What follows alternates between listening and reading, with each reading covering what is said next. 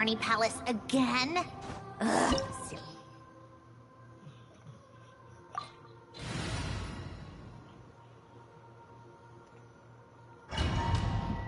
So I probably would just mainly use her anyways. This looks like Inazuma.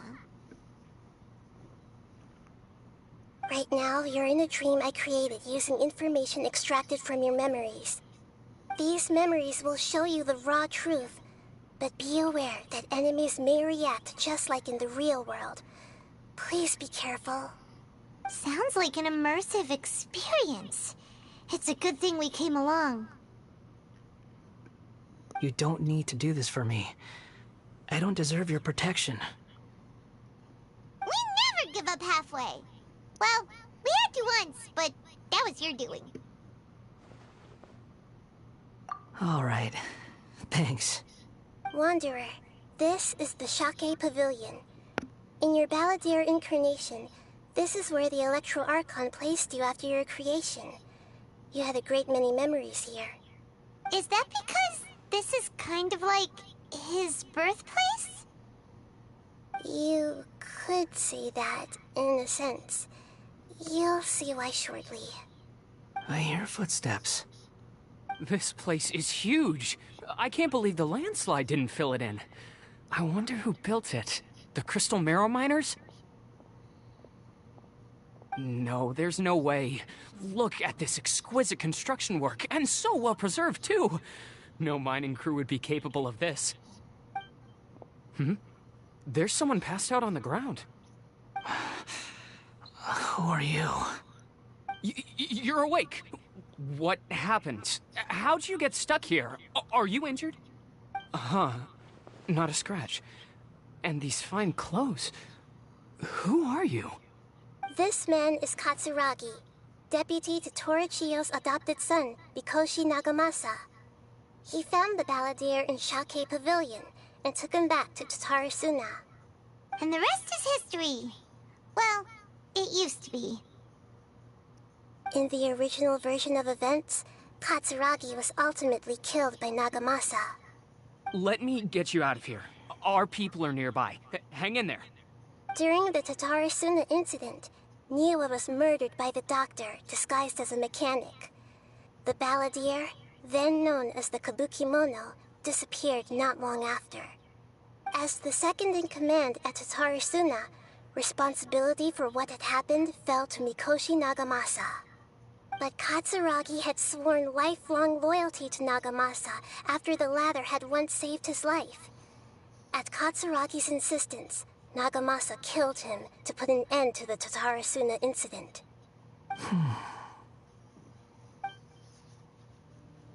Katsuragi seems like he was a good guy. He looks like a warrior, but he has a kind face. Why couldn't he live a long and happy life?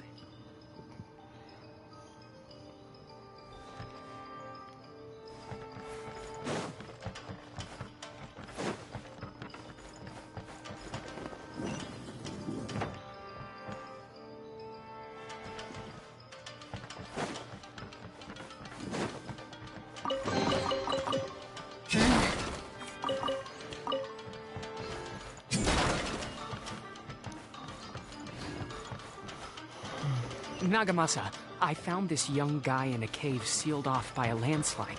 He doesn't remember his name. Well, we need to call you something. I hear the workers are calling you the Kabukimono. It's fine with me. Katsuragi, report to Niwa. Tell him we have someone new joining us.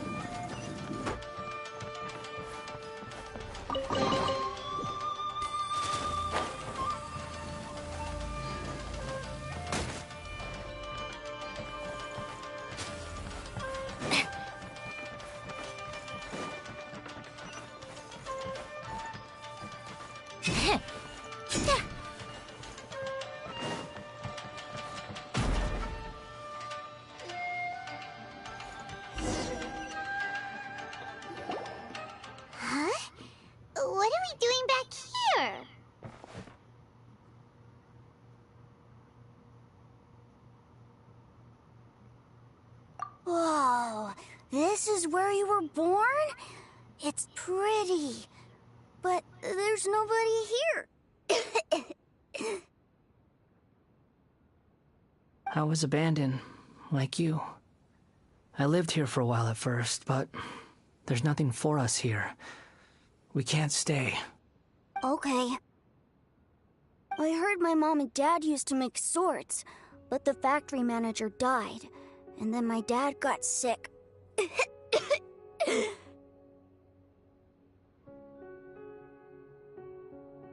He kept coughing all the time, just like me.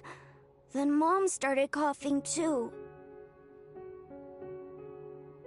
But you can't. You promised me. Yup, we're family now. We're gonna be together forever and ever. This child didn't have a name. Or rather, the balladeer didn't know what to call him. His father died before he could name him. After his mother died, the child stayed in their straw hut alone. Some of the neighbors helped to raise him. After leaving Tatarasuna, the balladeer ran into this child who didn't have a name, just like him. They made a promise to live together. What happened to the child then? He died from his illness while he was still very young. The balladeer came home one day and found that he had stopped breathing. Hey! What's wrong? Say something! You promised me we could be family! You're no different from Niwa and all the others. You betrayed me too.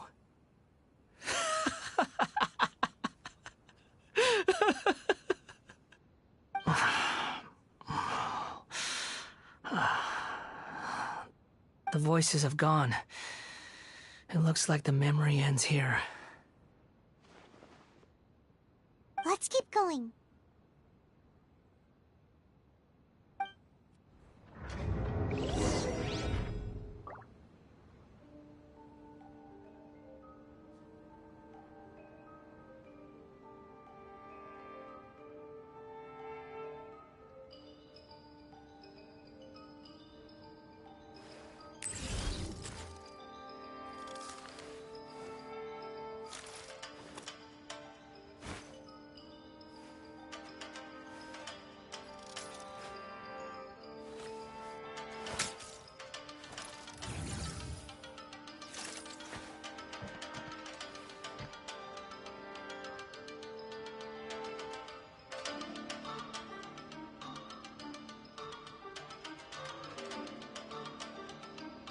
It's about time we threw another tea party, don't you think? I wonder who else is free.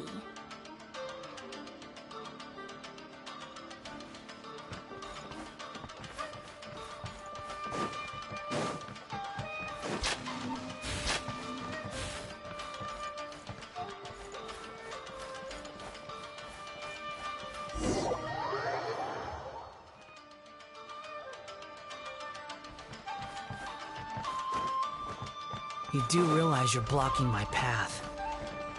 I come not to obstruct you. I have been waiting. What you are truly is a weapon. One that could be wielded with an iron will. Or you could continue to drift aimlessly. Are you trying to win me over? The long-fated rebellion has begun. Why not take your place at the banquet and join those who shall feast? Come on, keep up. By everlasting flame! Honed in flame! That seemed to work.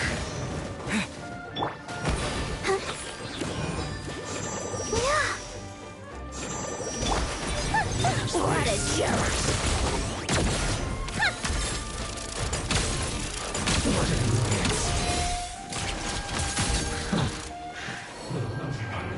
Come at me! Put your back into it! Don't be a killjoy! We've only just begun! think I went too far. Not my work. Finished.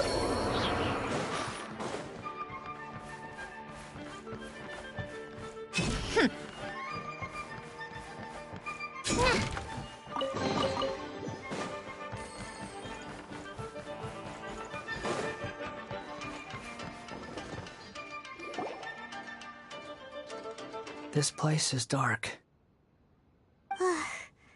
Paimon knows this place. It's the Delusion Factory in Inazuma.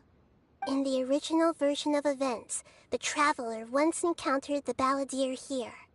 Such a creepy atmosphere. And so familiar.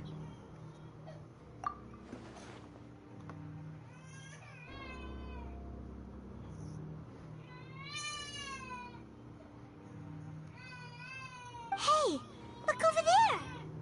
Well, well, my fair lady. Is this rundown factory and these incompetent fools all for me? Wow. You shouldn't have. Huh. What do you have to gain from belittling your subordinates? You might not want to admit it, but you are a part of this plan. Perhaps you find fighting in the Abyss to be a more meaningful use of your time? Oh, but of course, even this pales in comparison to being experimented on by the Doctor. What a sharp tongue you have. Funny how negotiating never seems to be your strong suit. For the task ahead, I suggest you keep your true feelings to yourself. Save your breath. I know what I have to do. I'm sure you think so, but I still think you need to hear it. Don't start thinking you're invincible, and don't let your emotions get in the way. Surely you're not worried about me. I just can't have you getting in my way. You and Child never fail to find ways to complicate things. I'm merely lighting a little fire in this chaotic nation. But you, being tossed out like trash, must make you want to destroy it completely. Do you remember the last time you were here? That was a lot of swordsmiths you killed. I'm sure the descendants of the Raiden Gokaden are still suffering the consequences now. Look at you. Oh, don't get so sentimental. Now, give that poor little tongue of yours a rest and stop pretending like you're above everyone else. Bye then. See you at the victory feast. Poor little tongue? She's playing with fire talking to me like that. Who does she think she is? Forget it. Someone might find me here any minute now. I should prepare to give them a warm welcome.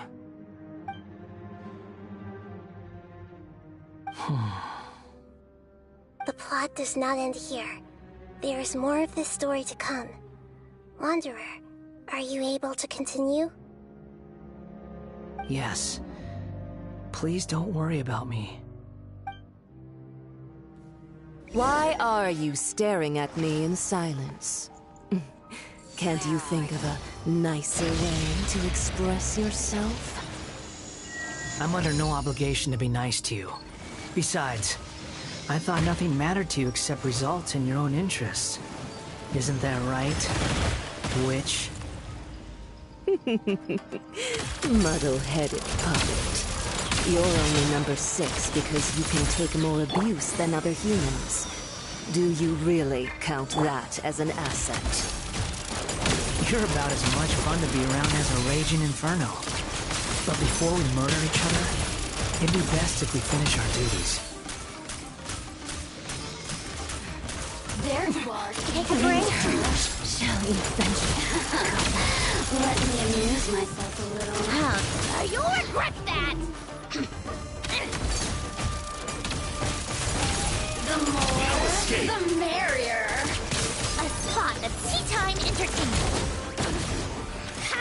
Run from death. Look at me. Just... Yep.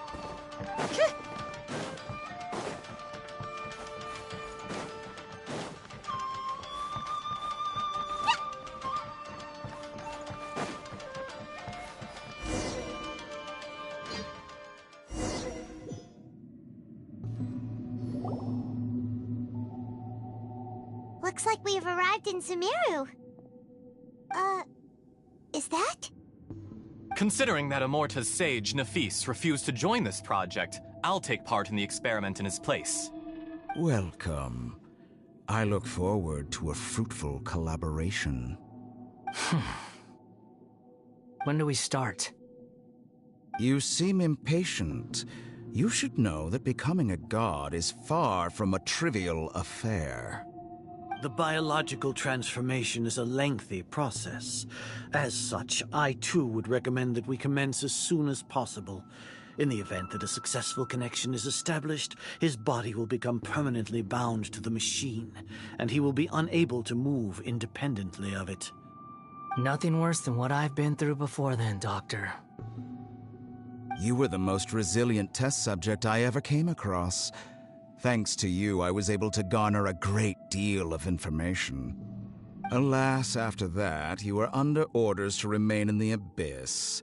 We barely saw each other, and it became difficult to further refine the knowledge I had gained. That was gracefully worded. Ever wonder what they think if they knew that nothing matters to you, apart from your crazy experiments? I suggest you speak to me in a more respectful tone, Scaramouche. The mere fact of your utility does not make you indestructible. The doctor again? That was uncomfortable to watch. That person gives off a very sinister energy.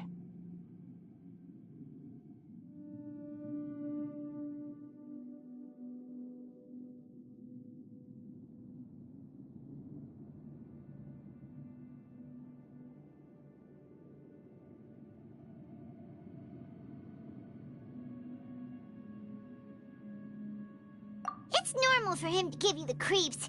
He scares the bejeebers out of Paimon. Let's move on.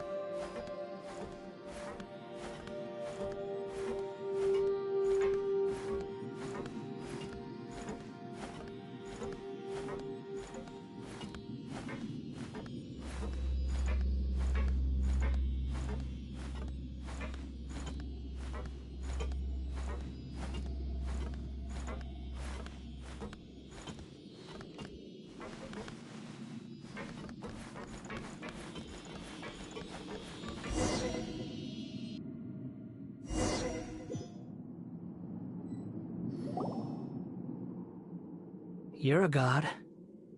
Do you think I'm evil? If you accept that he is you, just as you are you, then yes, you are evil.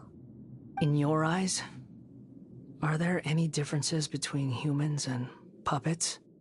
Do you think there are any differences between your present self and your previous and future incarnations?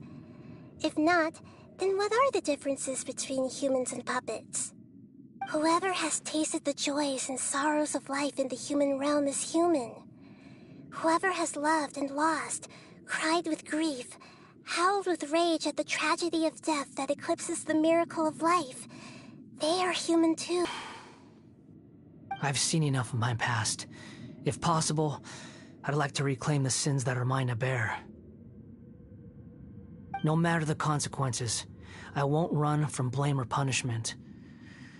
Whatever I am due, let it come to pass.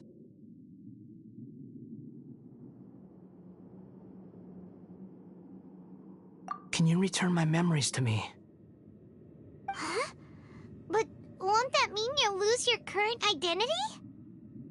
I've always believed that human lives follow a set of rules, with each person being a collection of past experiences.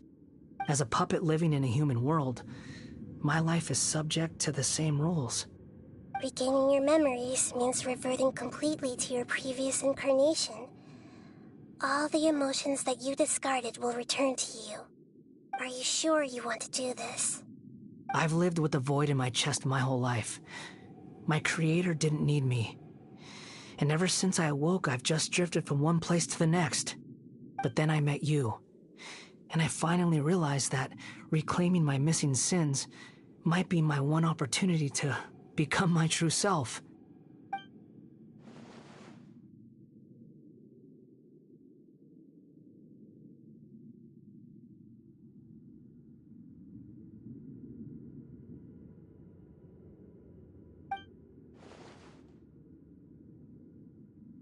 I've always felt I have an innate tendency to yearn for something more, in a way that goes deeper than for most people. But for all my soul-searching as a Shugenja, I've never fully understood it. Looking at it now, it seems that I brought this curse upon myself. So I beg you, grant me this opportunity to gain a purpose, to change my destiny, and end my wandering. Very well. Since your mind is made up, I will return to you that which is yours.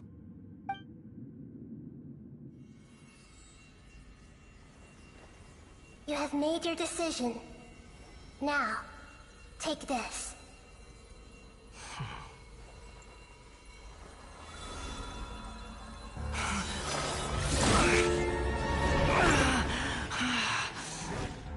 Set him free? A puppet? What's he doing here? You're a human as far as I'm concerned. Everyone's here. Wonderful.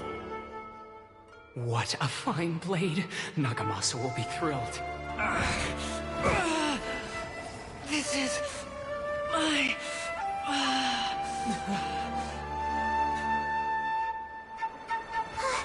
Is he alright? No way!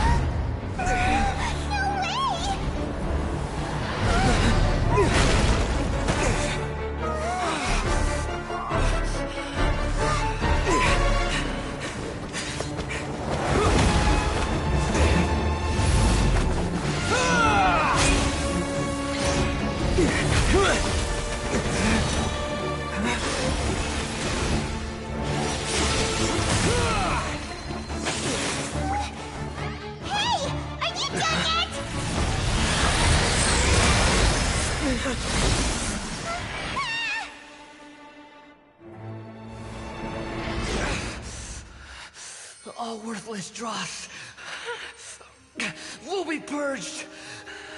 That's why this won't be the end.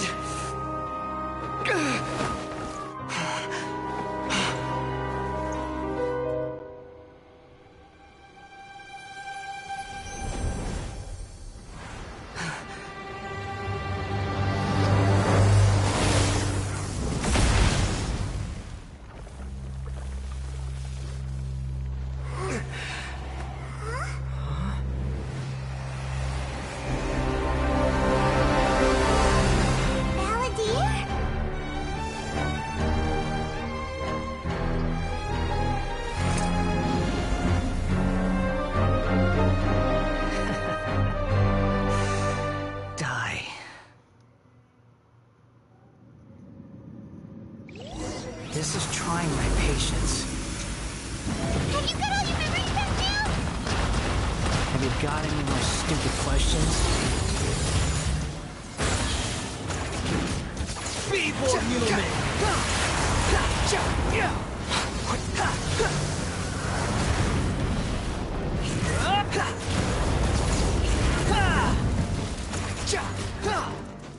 The wind rises.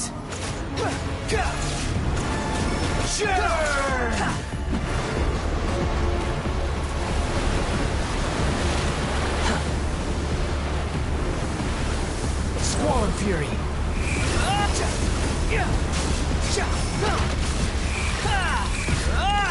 At my command, you shall fall. Nothing worth mentioning.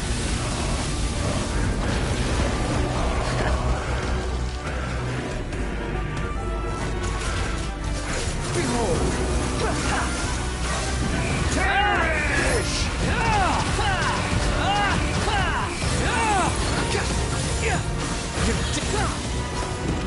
My endless cycle begins! Too slow. The wind rises.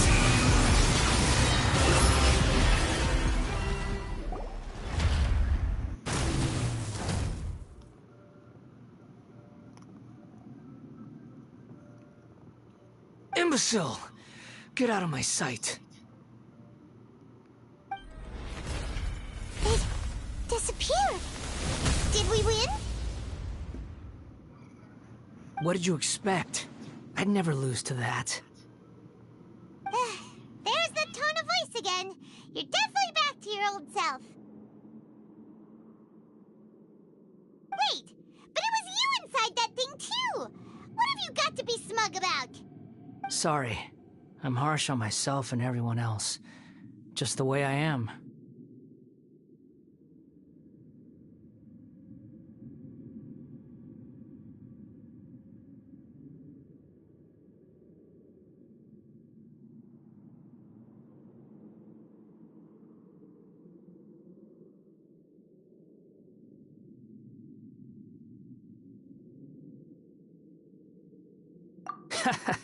You sound like you're concerned about me.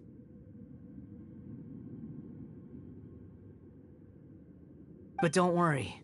Thanks to you, even if I didn't change a thing, at least I now know the truth. The memory recovery seems to have been a success. This dream has served its purpose. Come on. Let's continue this outside.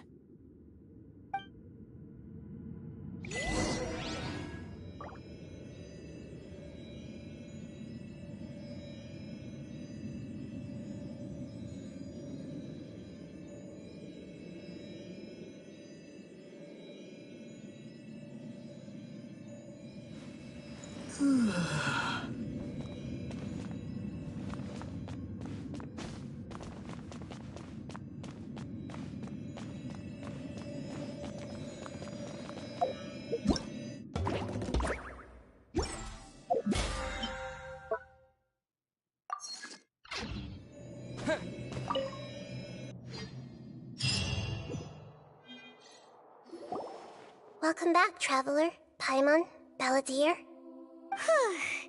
It feels like we just went on a really long journey. Paimon's exhausted. You don't like being addressed by that name?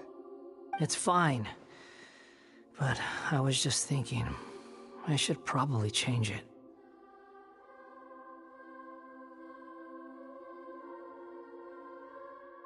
After learning about everything the doctor did, there's no way I can carry on using a name connected to him.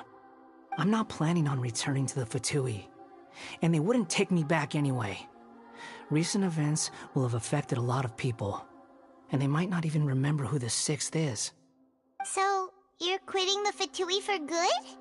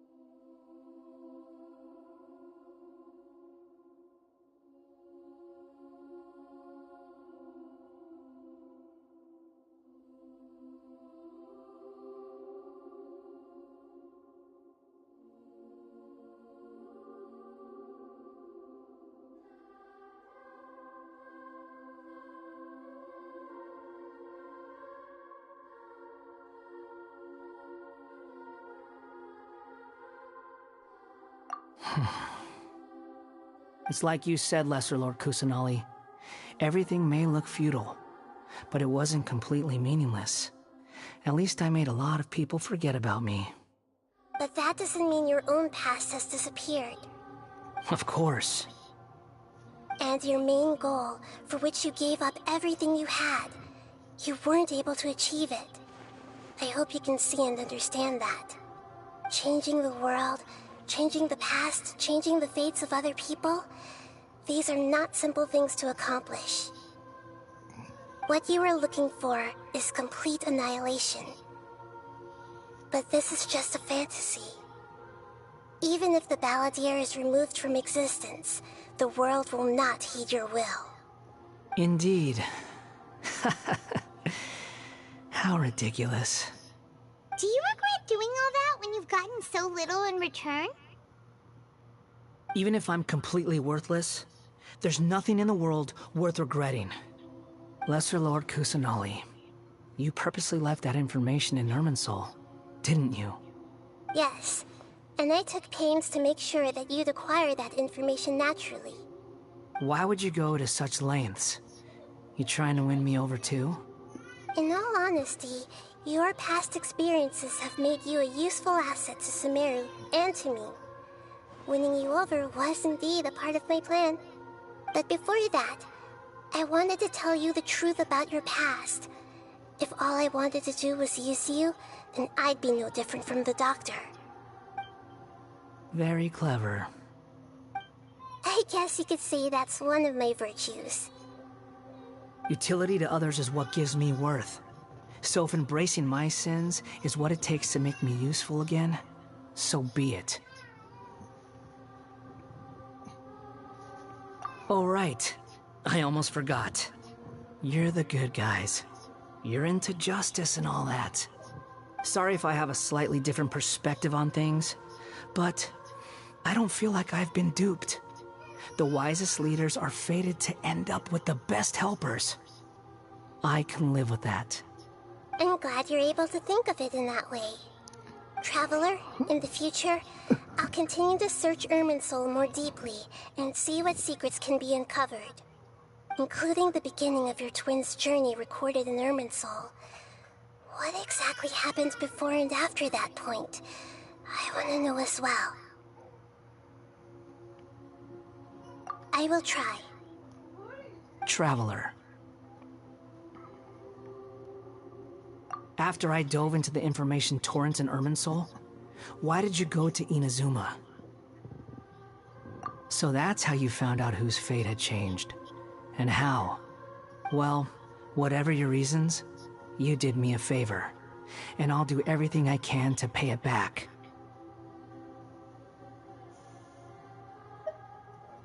Borrowing and returning are the only real relationships between individuals. I'll balance the books one day. Don't you worry. That's not true. A relationship between two people is not simply a ledger that can be reset to zero. I think deep down you realize this. People who show up in your life don't just evaporate like water drops and leave nothing behind. There is no such thing as balancing the books. Some things in this world can never be brought back, and they can never be changed, which is why there is emotion in the human world. Everything that you feel is real and lasting, and whatever is missing in you will not be made whole. To be human is to live with imperfections. You can choose whether or not you want to be human. But humans can't live without a heart, can they? Anyway, I gave up trying to become a human a long time ago. You understand what pain is perfectly well, even without a heart. You're just bearing your feelings. The past is set in stone, but you can keep moving on. And the longer your future lasts, the shorter your past will become, until one day, it is but a tiny fraction of your life. Sounds like you've got a future planned out for me. Everything's ended up being pretty darn complicated. Paimon doesn't even know where to start, but the most important thing now is that you need to follow Nahida. Otherwise, all our efforts will have been for nothing.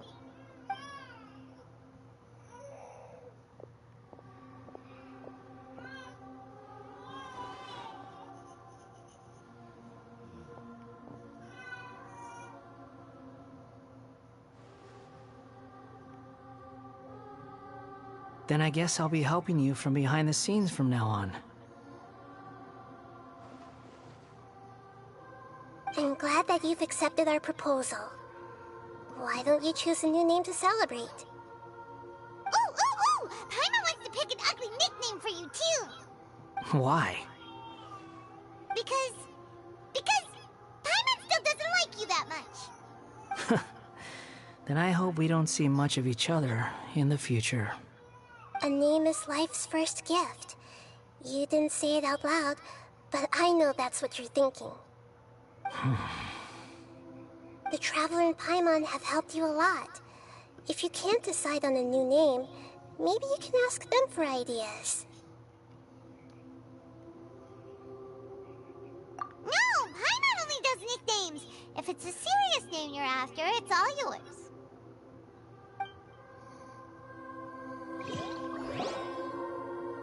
Have you got anything?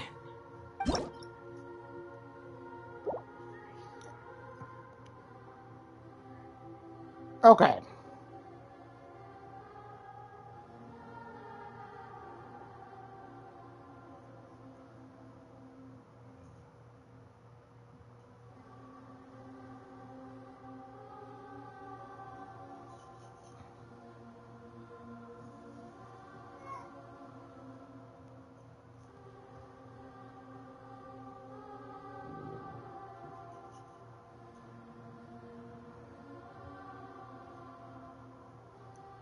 Kawamuzuchi.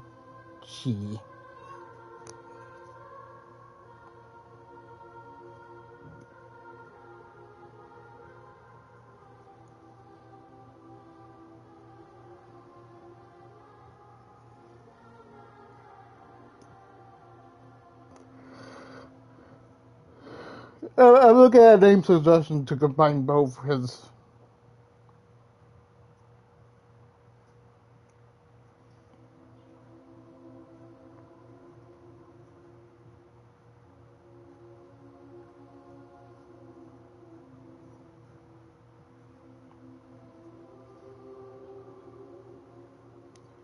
So far, it's only showing Kanu Moch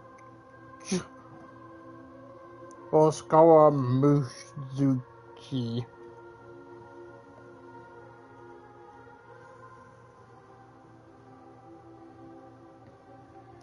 Or I could go with like the traditional guy, let's call him Scholar.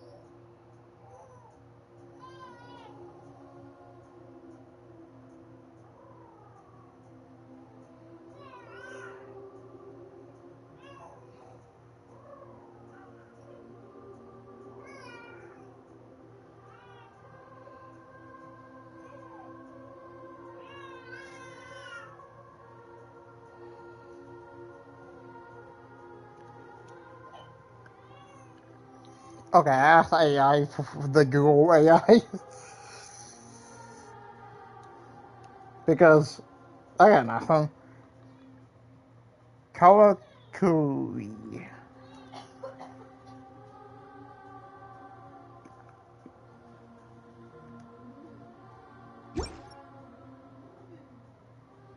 Are you sure?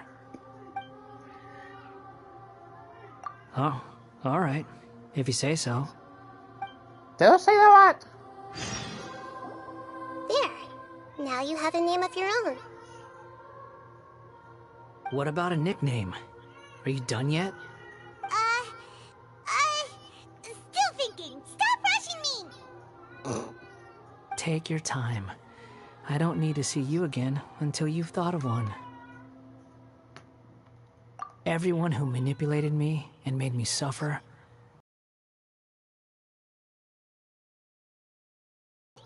The doctor, at least.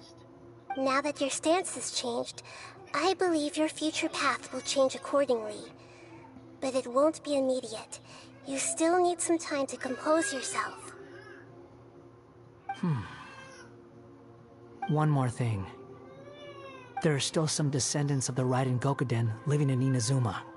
Some of them know. Well, they ought to know about the connection between Raiden Gokuden and myself. I don't plan to leave Sumeru for the time being. If you see them in Inazuma, please tell them that I was the one responsible for the Raiden Gokuden's downfall. Even though the events have been erased from the world, they still deserve to know the truth. I see. That is up to you. Huh? But if we do that, then... It's fine. Let them stab their blades into my chest if they so desire. Maybe that's how it always should have been. What's that look for? Don't make that face. I know what I'm doing. That day will come. Alright. We're done here. Goodbye, wise deity. And you too. He's gone.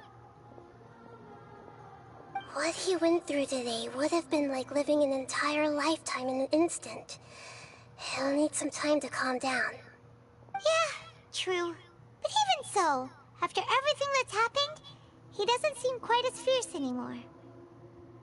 So we can finally go eat? Paimon is starving. Thank you both.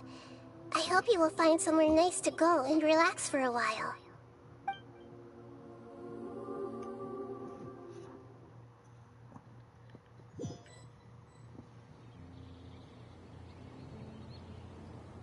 I've got it! I can end my novel with some words from Mikoshi Nagamasa. You mean because everyone else in the story is dead? Yeah, I heard that Mikoshi Nagamasa died at a ripe old age. He's the perfect fit to be the narrator of the epilogue.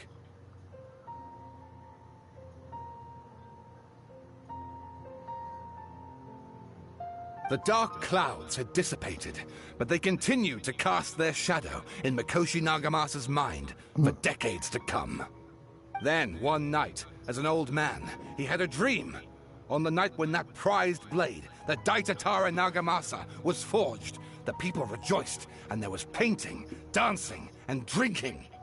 All these expressions of joy melted down in the furnace fire and turned into red clouds that rallied around the final sunrise that Mikoshi Nagamasa saw in his lifetime. Life is a story too long to be told, a journey that you must walk to behold.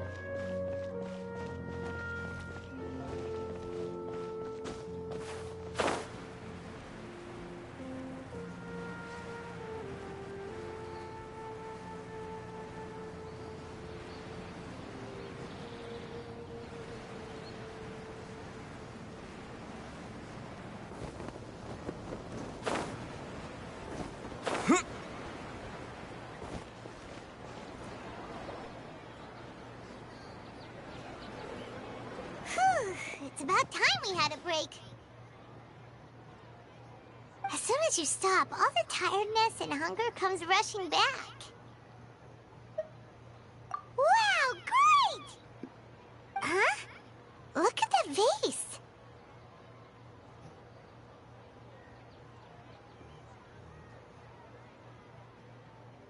Did someone break it while they were cleaning the room or something?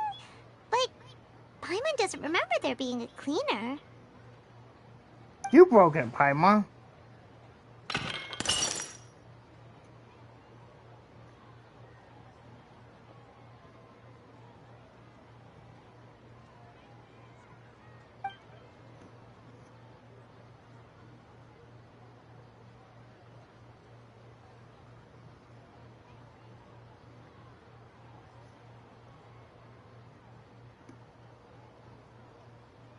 You sound lost and confused. Alright, Nicole. I know why you are troubled. Any who knew of this would find their mind overwhelmed. I like it. Is there someone here talking to us? Unfortunately, the fate of Tevat cannot easily be changed. Perhaps a god may have a slim chance, but for anyone else, who can say? When a small animal runs into a tree trunk, though the tree may sway, it is not displaced. The same is true of fate. Like a vase that falls to the ground. Whether it is broken by a cat or by a bird, the result is still a broken vase, is it not? Who are you? How do you know about all this? History does not change easily, but human hearts can. Believe your own eyes. Only that which you see is true. What is unseen is but an illusion. Illusion. The voice has disappeared. And who the heck was that? And what were they doing coming out of nowhere and saying all that scary stuff?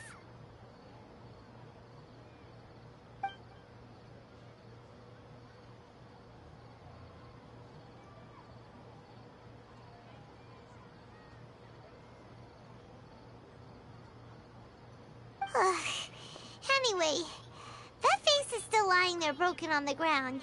Should Paimon go get someone to clean it up? It feels wrong just leaving it there. Just a moment. Paimon will be right back.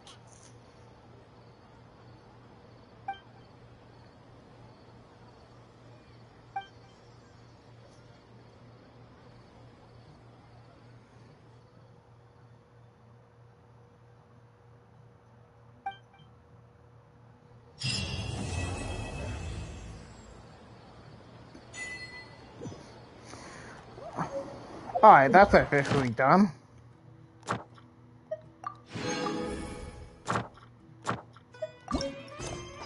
Whoops.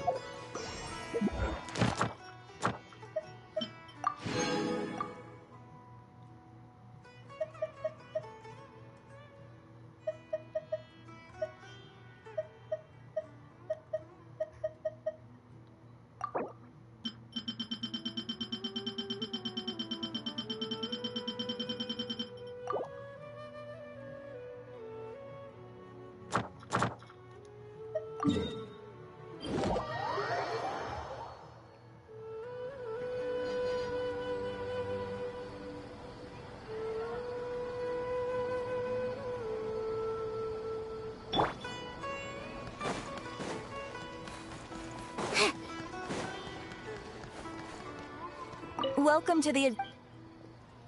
Thank you for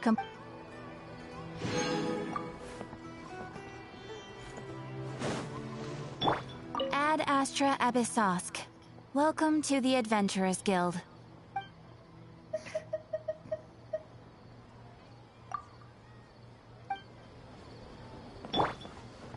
Welcome to the Adventurers Guild, my lady. Is there something I can help you with? I know she had to, like, she did an O, but...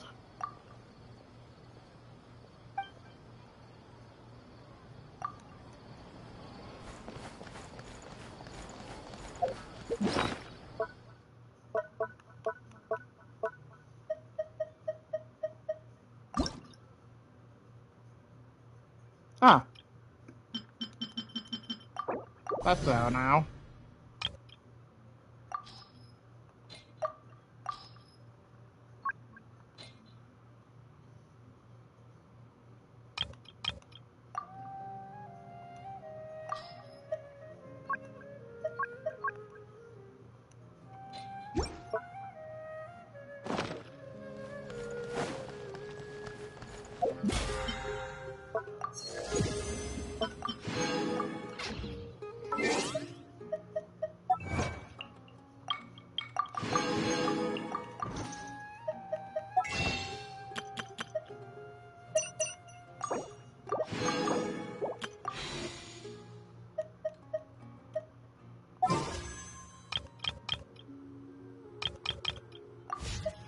Six versus 6.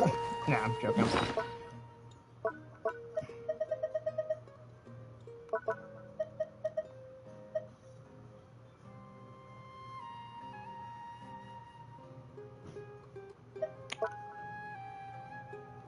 So I can't, like, name one or do anything at that point.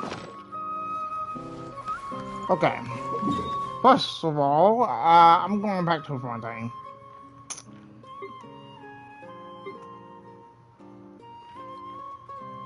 Over here.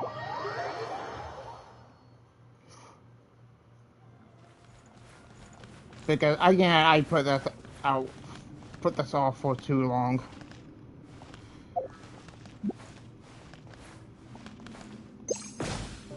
Nope, not what I want to do.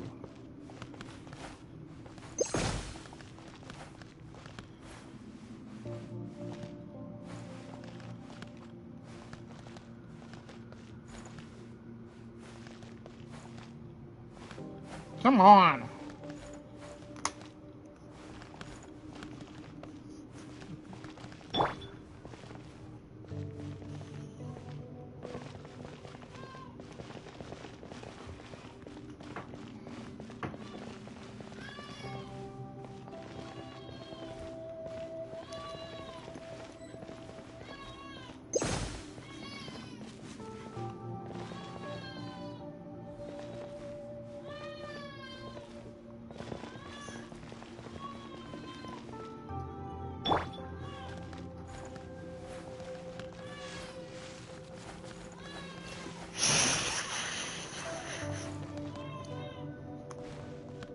I need a controller without the dress.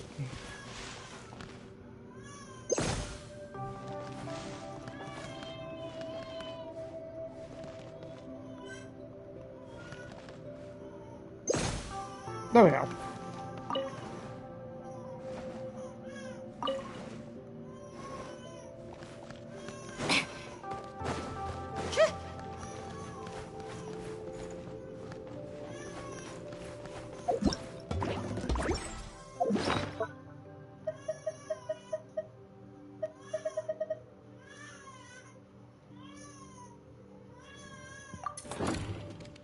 To this tea party.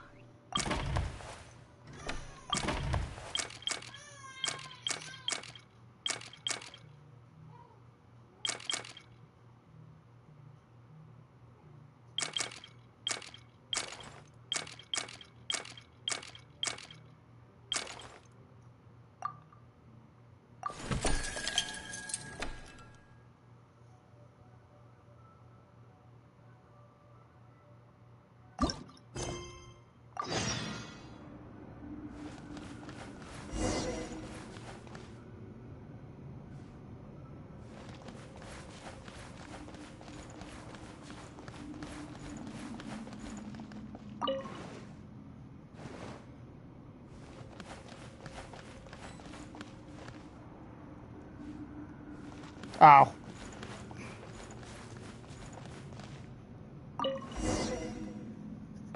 There we go. To be honest, I'm still in shock. You know, back then, both Alan and I thought you'd already left this world. If we had woken up earlier, maybe we could have visited you and Alan. But I suppose that's fate. Oh, it's so weird hearing Miss her. Marianne. Fate works in mysterious ways. Who would have thought that Anne and I would see a film poster featuring your portrait during our travels? So that's what made you think to contact me? Precisely! The aroma of coffee. It really takes me back. Thank you for inviting us to your tea party, Miss Androne. Your garden is so elegantly arranged. It's perfect for a lady of such grace. Androni sounds, okay. Marianne sounds like, of course, she'll mostly.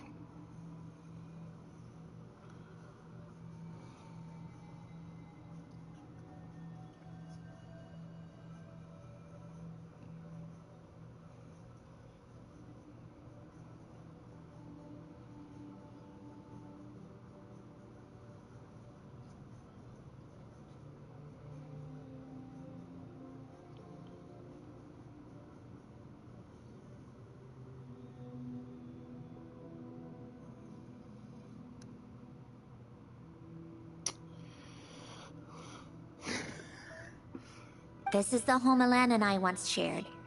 I feel it's only right that I maintain its beauty. See? You're already so much better at this than my brother. Alan never even decorated his room. He couldn't deal with pretty things. That's right. And Renee was no different. Jakob and I were the only ones who could properly spruce up a room and prepare a tea party. So he was like that even when he was little? I always thought it was due to his age. He was always that way. He may have been book smart, but he was a bit of a klutz in other ways. Maybe that's why he was the only one of us who chose painful reality over the illusion of a sweet dream. I don't think he regretted that choice. No, because that was his wish as a hero. The regret is ours. His wish should never have stood alone. What about you, Miss Androne? Is there something you wish for? Alan once asked me that exact same question. So he asked you that too. My brother must have matured a lot. He never would have asked something like that when I knew him. Wish is such a hollow word. Can you ever have whatever you want? If that were the case, there would be no bad in the world. I'm doing what I want to do. What I believe to be right. I don't know if this counts as a wish, but it makes me happy. Now that is a wonderful thing. I envy you. Then do you resent Elen? Because he created you in Marianne's image? Never. He always made it clear that I'm my own person, unique and distinct, and that I should choose my own life. So that's exactly what I did.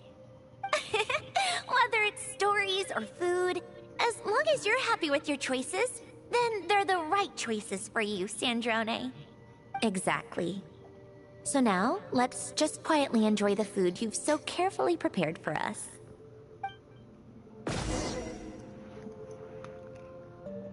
Ooh. Life is best when all is peaceful and calm.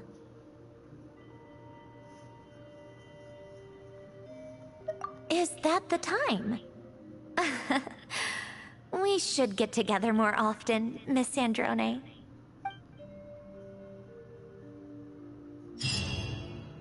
Really? So that's how it does.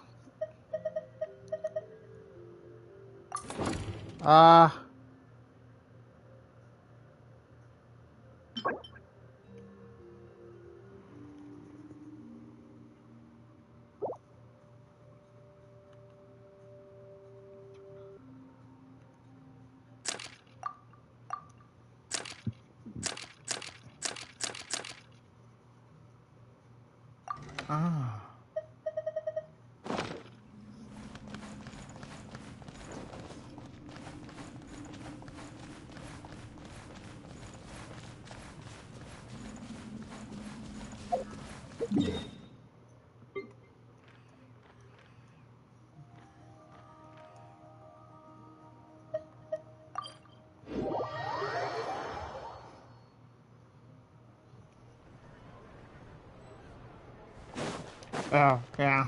Welcome to the...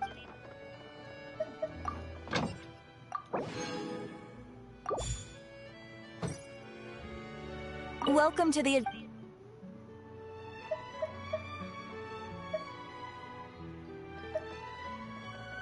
Farewell, my lady. And thank you for supporting the Adventurers Guild.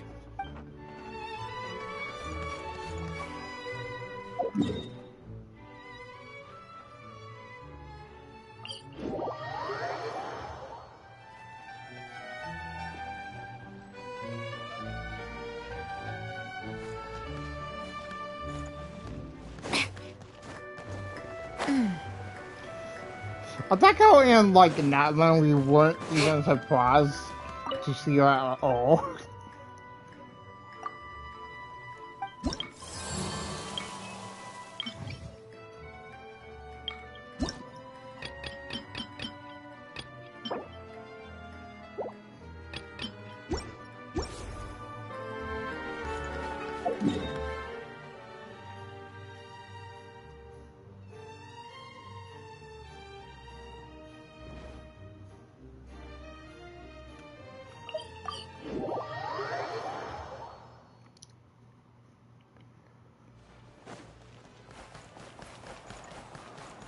Welcome to the Adventurers Guild.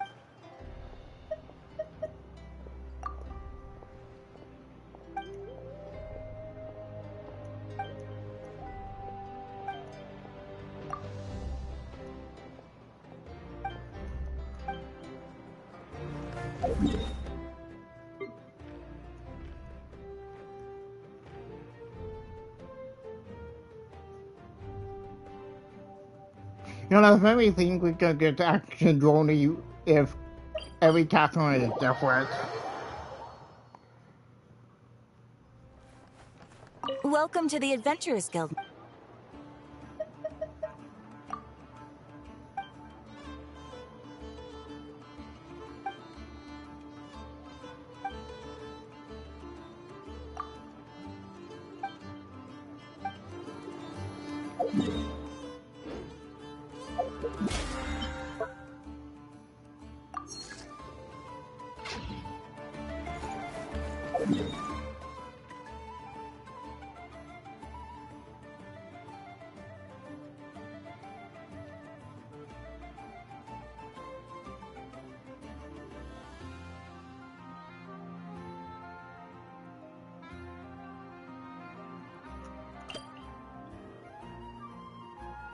Ah.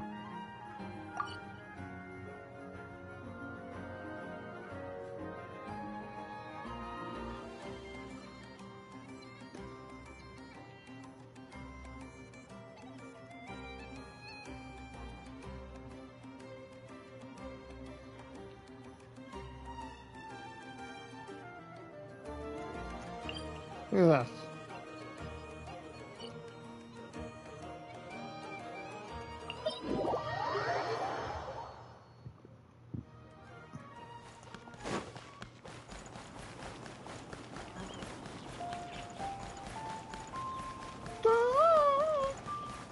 Man, I don't like them stuff.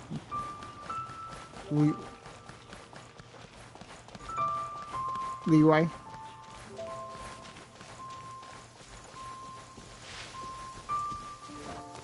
Well, this is inconvenient.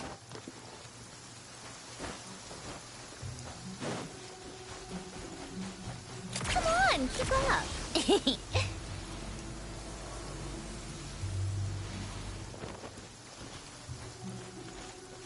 Ship there or... Ah.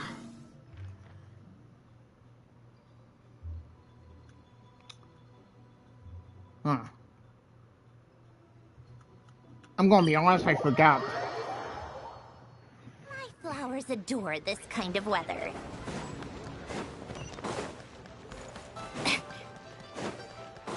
Take a break, pick up the pace.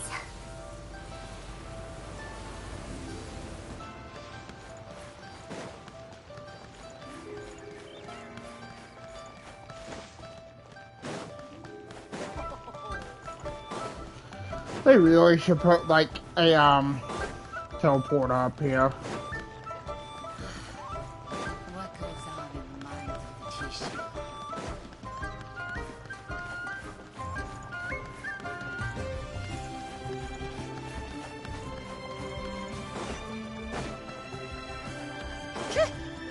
But then it will be more easier to go up and down. Take a break.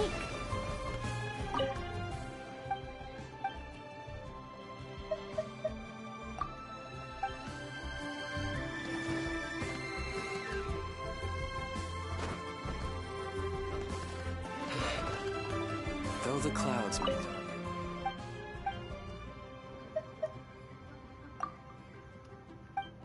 Ah. I'm gonna be honest. This is inconvenient. Okay, I had to do that.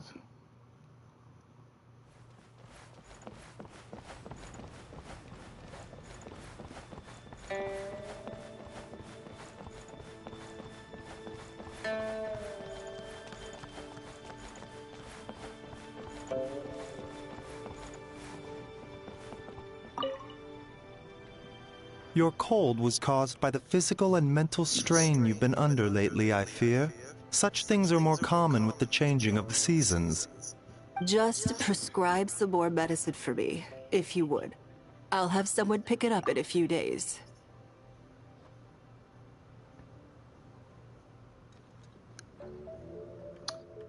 Huh. Wait. Wait. Wait a minute.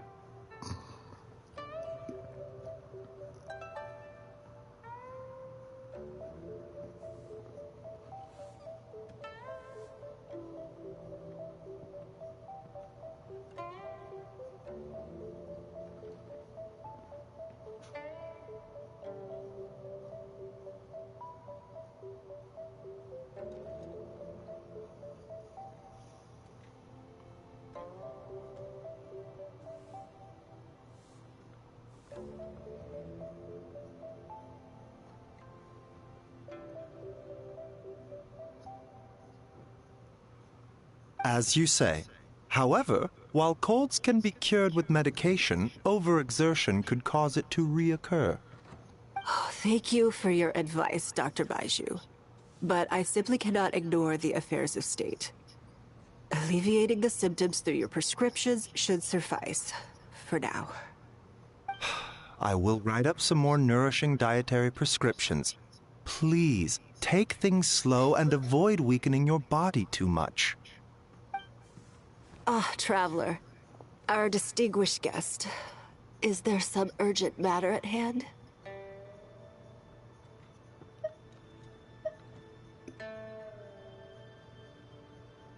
I slept too little last night, and after getting up, there was a chill draft, so I caught a cold.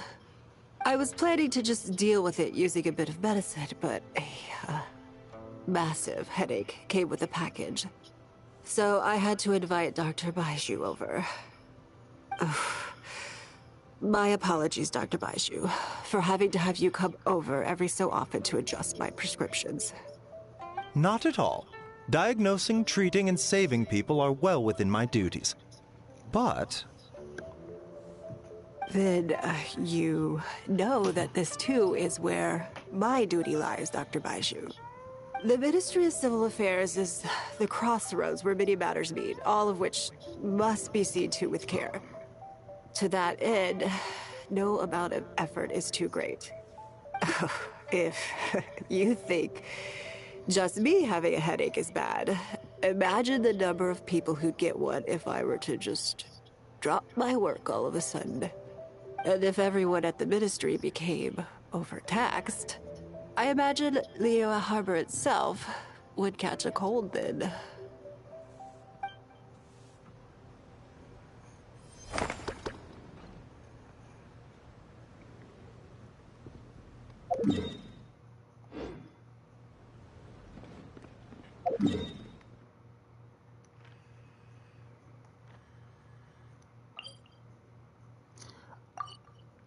Oh.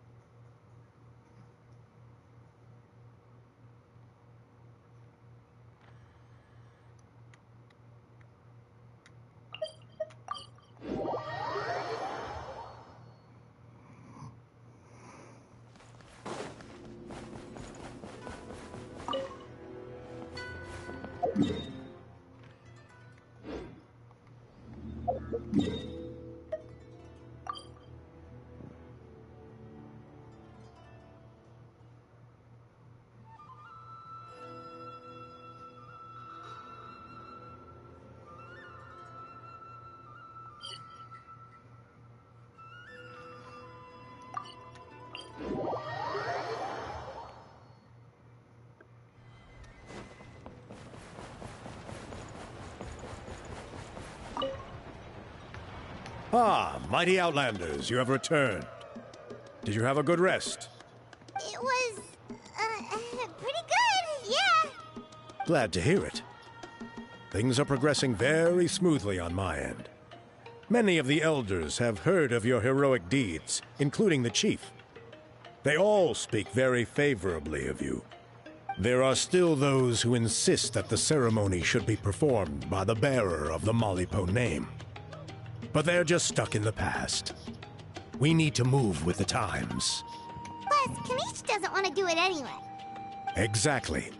So now, it's time for us to discuss the finer details of the ceremony. We covered the fire lighting part of the proceedings yesterday. The next part is the purification of the Mountain King. It's quite simple. You just need to use the sacred flame. We've done it plenty of times before, and it's always very routine. I'm sure you won't have any problems. One point I'd like to stress, though, is that you need to burn away as much of the abyssal energy as you possibly can. The more we dispel, the longer the Mountain King will remain asleep. Asleep, huh?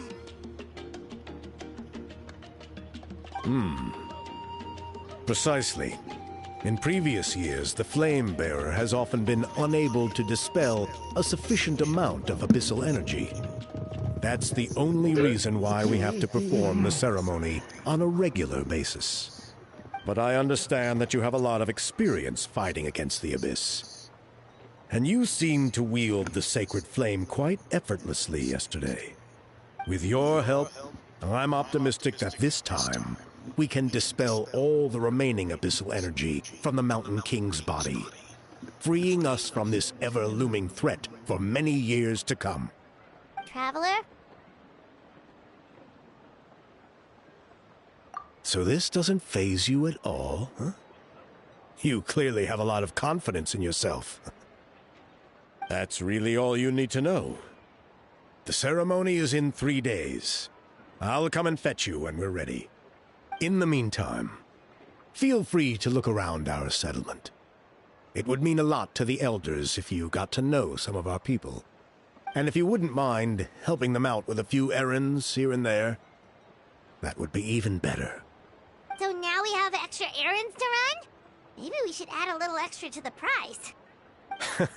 Just a humble suggestion, that's all. It will help you gain the respect of our people. And as a mighty hero, I truly believe that's what you deserve. I'll be sticking around over the next few days, so if you have any questions, you know where to find me. Seems like Kanich was right. We should go meet up with him right away.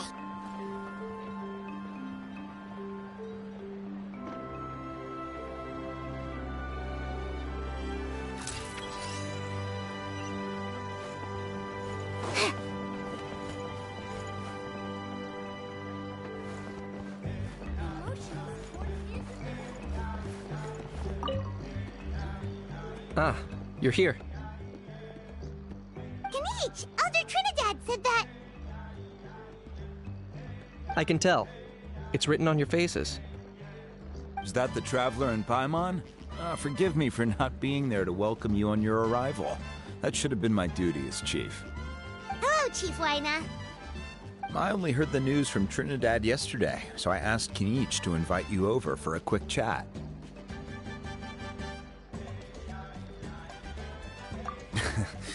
I believe Kanich has already filled you in, so I'll get straight to the point. Firstly, I fully endorse your appointment as flame bearers for the upcoming Turnfire Night.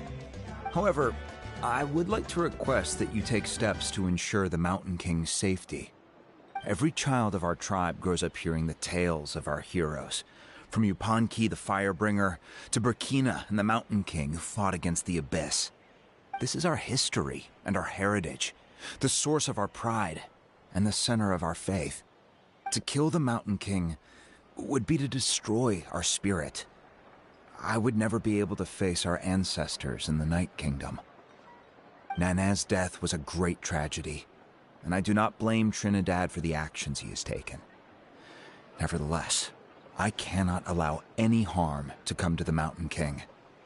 The very roots of our identity are at stake. My honored guests, please give this matter your serious consideration.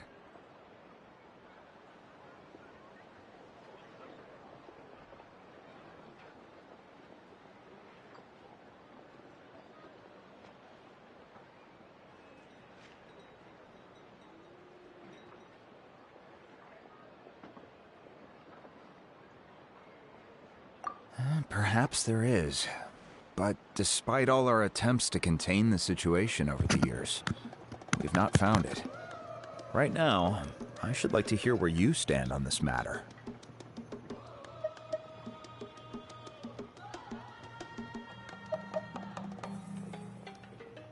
Though I sense that your mind is not yet made up, I'm still comforted by your words.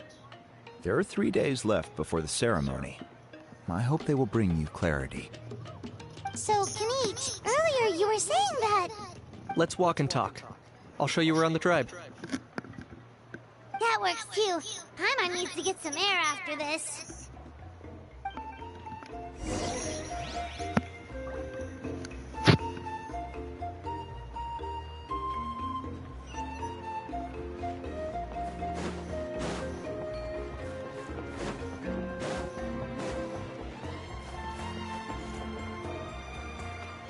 Kanich, Paimon finally understands why you turned Trinidad down. You knew what he was planning, didn't you? That's why you didn't want to be the flame bearer this time, because it's a double-edged sword. The whole Mora thing was just a sneaky excuse. Double-edged sword is right. But my response wasn't merely an excuse. To solve this exceptional problem, an exceptional price must be paid.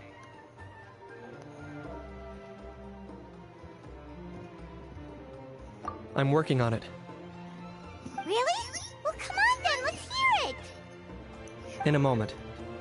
Didn't you have a question you were about to ask me? Oh yeah. What was it again? Oh, right! We need to talk about how he's completely unhinged. I agree that he has a problem. He needs disciplining. So, I hired him a teacher. You got him a teacher? Oh, Paimon would love to see him get scolded for bad behavior. Anyway, moving on. When we ran into a How, he said you two were investigating some abyss thing together. Is that related to the whole Mountain King situation? Yes, that's the angle I've been working on. I'm a Saurian hunter, but I occasionally hunt the abyss too. One time, I was pursuing some purple demonic dogs when I accidentally entered a hidden space. I did some research after the fact. Apparently, they're known as beastly rifts, and there are many of them of all different sizes. That's where those purple dogs were coming from.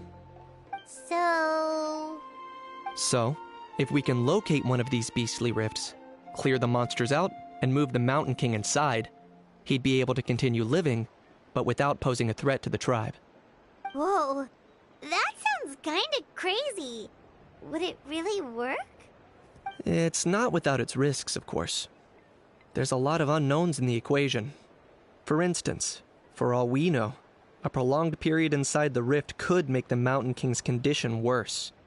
Still, we desperately need something like this, even just as a temporary measure. You've seen the conflict the issue is causing in our tribe for yourselves, and believe me, it's been a long time coming. The chief is adamant about keeping the Mountain King alive, whatever happens. Paimon can understand. It's less about the Mountain King and more about preserving your culture and heritage.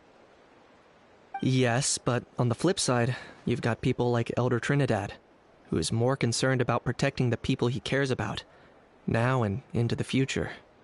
And he has every right to take that view.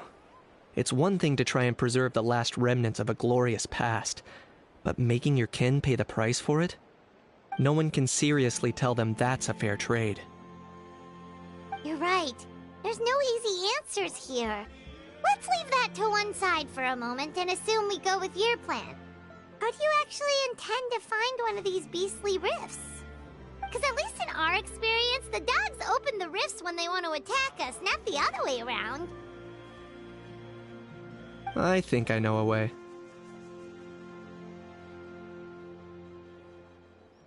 You have any better ideas? Not at the moment, but it just feels like using the power of the Abyss for our own ends isn't gonna end well. After all, the Abyss is what turned the Mountain King into a monster in the first place. People are gonna think you've lost your marbles. If it doesn't end well, then that's the price we pay. Everything in the world comes at a price. Even when Yupanqui the Firebringer stole the Turnfire, it cost him dearly. The Mountain King's erratic outbursts have brought tensions within the tribe to a boiling point. Unless this gets resolved quickly, everyone will be stuck in a stalemate. Alright, so what's this deal you wanted to make with us?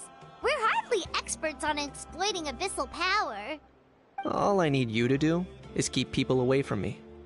I'm getting harassed on a daily basis by people trying to convince me to be the flame bearer. I can't afford to waste all my energy dealing with them. If you help me out, there'll be a gift for you in return. Ooh, what kind of gift? Something well worth your while, I'd say.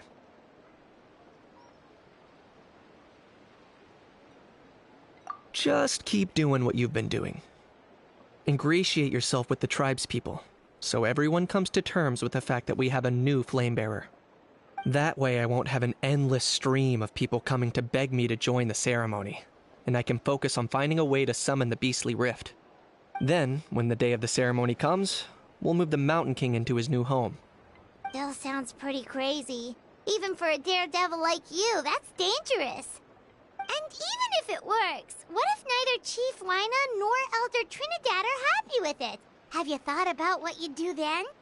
At least the two of them would finally be on the same side of the issue, leaving only me on the opposing side. The tribe needs leaders like them far more than a Saurian hunter for hire like me. Huh. Can I take that to mean we have a deal?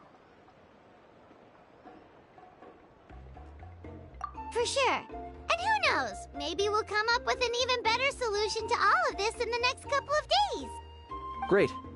Well, for the next couple of days, please spend some time among the tribe and lend a hand wherever you can.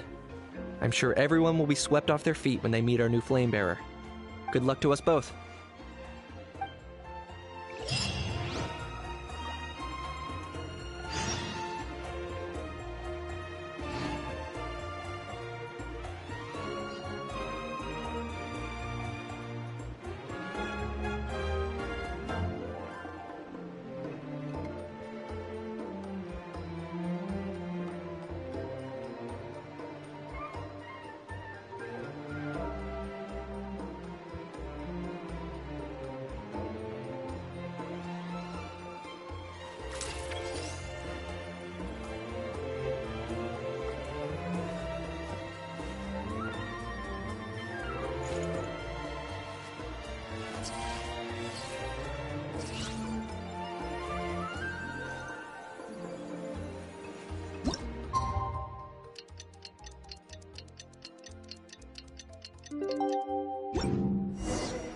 Okay, task for the day. Meet the tribe's people and take some heat off of Kenichi's back.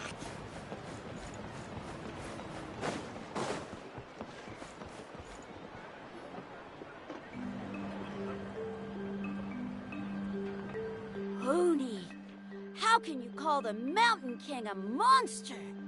Because he hurt a lot of people, and look what happened to Nana. But it wasn't on purpose. The Mountain King is sick, that's all. He's been hurt by the Abyss. That's true, but the fact remains that he's now a threat to all of us. How can you be so harsh to someone who's sick? If you don't take back what you just said, I don't know if we can carry on being friends. Toba, Huni, what's wrong? Huni's saying nasty things about the Mountain King. It's not right. He's our hero. Once upon a time, maybe, but not anymore.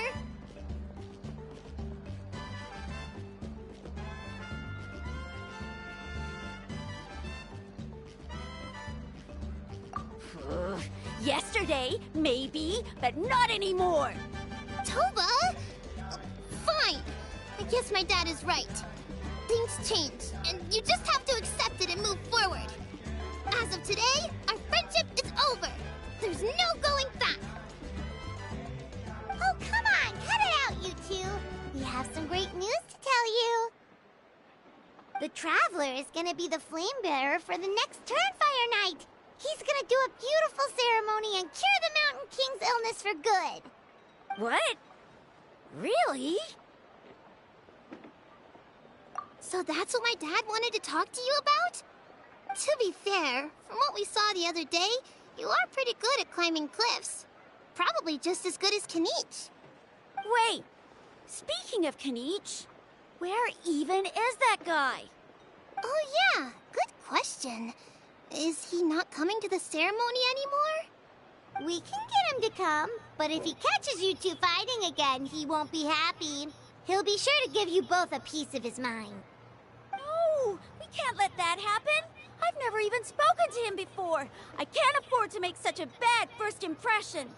I didn't mean to argue with Toba. All I said was that the Mountain King has done some pretty bad things. He was the one who turned it into a fight. Yeah, if you weren't friends, there's no way Toba would have come to look for the baby Saurians with you. All right. Well, because it's the Traveler and Paimon and Kenich, I'm sorry, Toba. I'm sorry for all the mean things I said about the Mountain King. Dad just really misses Nana, and I was really upset that she's gone, too. Huh? Oh. I shouldn't have spoken to you the way I did either. It wasn't very nice of me. For the Traveler and Paimon, Kenich, and for Nana. I'm sorry too, Huni. like it. Now you're best friends again. Guess so. Toba, if I ever say something mean about the Mountain King in the future, I'll make sure I say it to someone else, and not you. I'd better go buy some colored cloth for my dad now. He needs it for Turnfire Night. Let's play again some other time.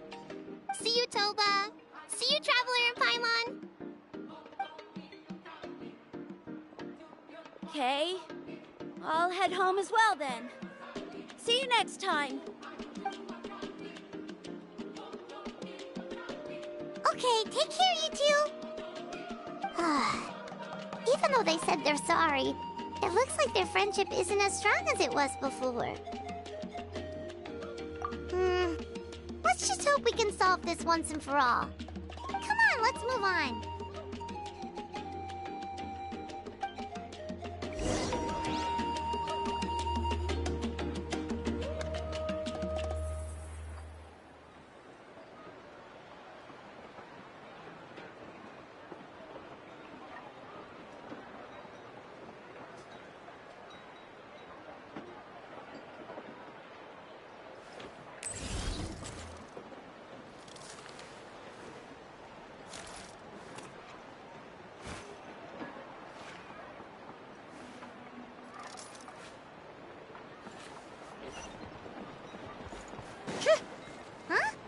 What's going on over there?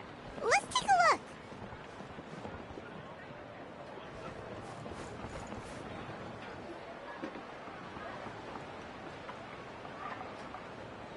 Hey there! What's happening here? A rehearsal for the Turnfire Night dance. Ooh, there's a dance involved? Paimon wants to learn too! You don't know it? Ah, I guess you're not from these parts, huh? It's rare to see a new face around the tribe these days. I thought everyone would be keeping away. Why do you say that? Because of the Turnfire Night, of course. The Mountain King could wake up at any time. That's why we're holding an emergency ceremony. This isn't one of those fun and games festivals. For outsiders, it might even be a little dangerous. Well, did you know that the Flame Bearer this time is actually gonna be an outsider? Oh, I did hear about that. It's a first for sure. I would have loved to meet them in person.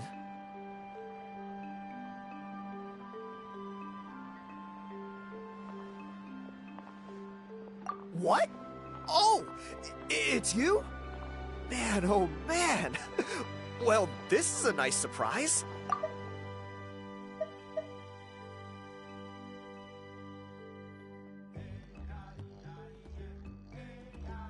It's funny. I was just thinking that I'll probably miss out on meeting the new Flamebearer, since I'm not taking part this time around. Then suddenly, there you are. Must be my lucky day. You're not taking part in the Turnfire Night? How come? You're not an outsider too, are you? You must be joking. Watch this.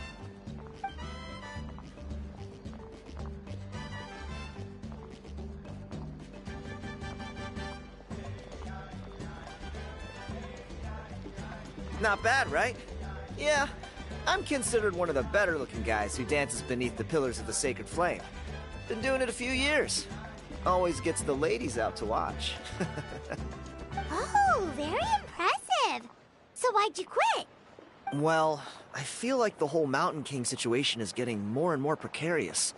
It's just not safe here anymore. One of our elders' Saurian companions even lost her life not long ago. The question is, what are we going to do about this in the long term? But our leaders don't have any answers for us. They're probably too busy fighting about it amongst themselves. The way things are going, it's only a matter of time before it gets violent. So I figured, you know what?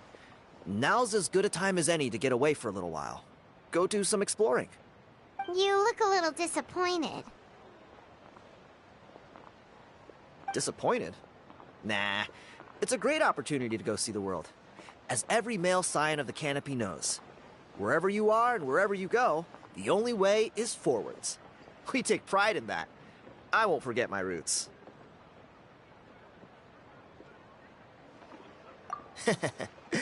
I managed to get in touch with the Saurian Relics Association. They gave me a simple test. Find a decent quality relic, and they'll make me a member. What's the Saurian Relics Association? You've never heard of it? It's a group of amateur history enthusiasts who do research on the ancient Saurian era. They're all about collecting relics and remnants from that age. Speaking of which, the guy who was Flamebearer before you, I've heard that his Saurian buddy comes from that time. A how? A how's a relic from an ancient Saurian civilization? Oh, yeah, him. So you know those two already, huh? Then, do you know how they met? It was deep inside some mysterious ruin, and they signed a contract there. The association folks say that the kind of contract usually comes with a huge hidden cost. Really? That sounds ominous. Who knows? But if it's true, Kanich can probably handle it. He knows what he's doing with weighing up contracts and costs and stuff. I doubt he'd make a contract that doesn't benefit him. Strangely enough, I actually happened upon a strange mural a while back, and it looked to me like it was depicting a Saurian and a human involved in some kind of Saurian-era contract ritual. Oh, does that count as a relic then? You bet it does. I was all ready to go take a picture of it and use it as my entry ticket to the association. But after all the abyssal activity recently, I heard that area's been overrun by monsters. The best laid plans, huh? I'll just have to wait and see if things improve. Or... you look like you know your way around a fight. I don't suppose there's any chance you'd be able to help? If all you need to get is a picture, that should be pretty achievable, right? The Traveler deals with monsters all the time. It's a piece of cake. Wait, you're seriously gonna help me out? Come on, it's no big deal. Compared to some of the things we've been roped into before, this is nothing. Pyro Archon above, you two have hearts of gold, you know that? You're the kind of people who could dive into the Turnfire deep in the bowels of the Night Kingdom, and it wouldn't burn a single hair off your head.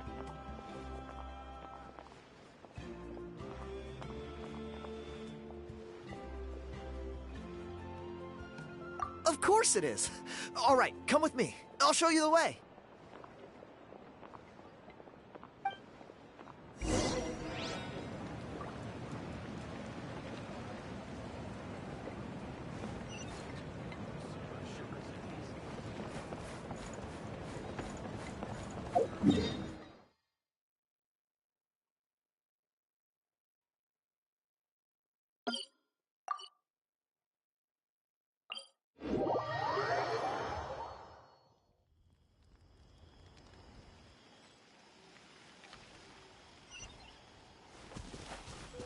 Come on, keep up.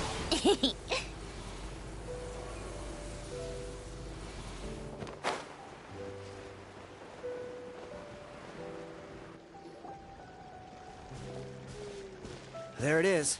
It's inside these ruins. As you can see, the place is crawling with monsters.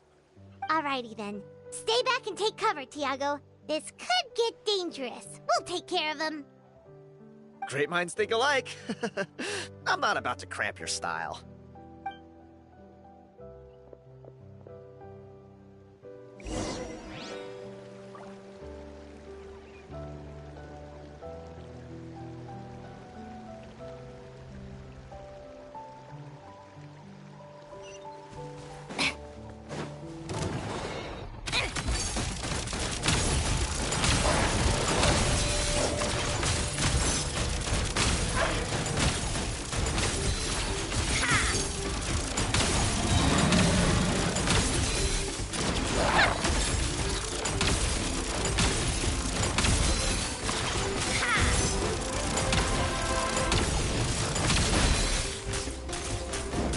How tiresome.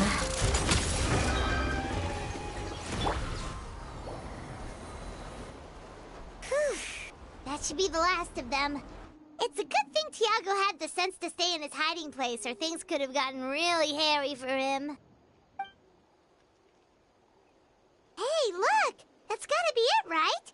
Definitely looks like a mural.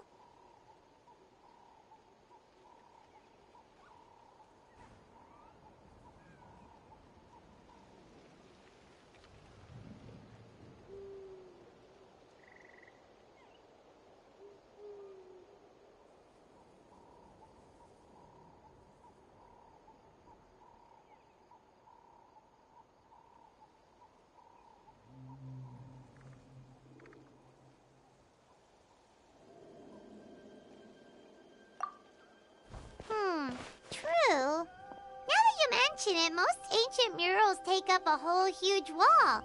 This looks more like someone with a paintbrush got bored and started doodling. It does match the story he told us, though. There's a Saurian and a human. So, is that supposed to be what an ancient contract ritual looked like? Whatever. We're not here to decipher it. Just photograph it.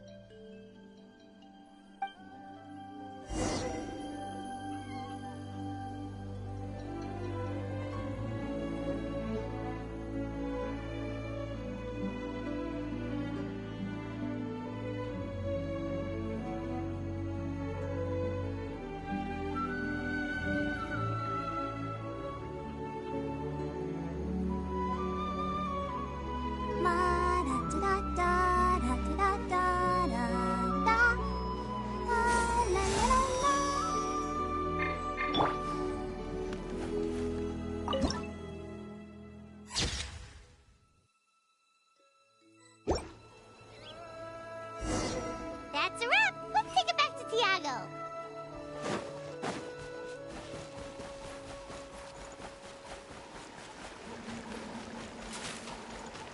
Take a break. You've been robbed? Oh, Ponche. And I thought my luck was bad. Oh, I put blood, sweat, and tears into that, and now I've got nothing to show for it. Some gap-toothed goon stole it from me.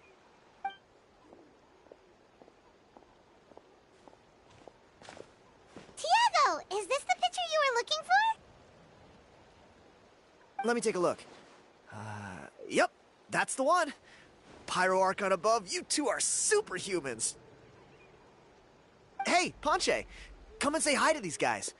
They're gonna be the new flame bearers, and they're tough as nails.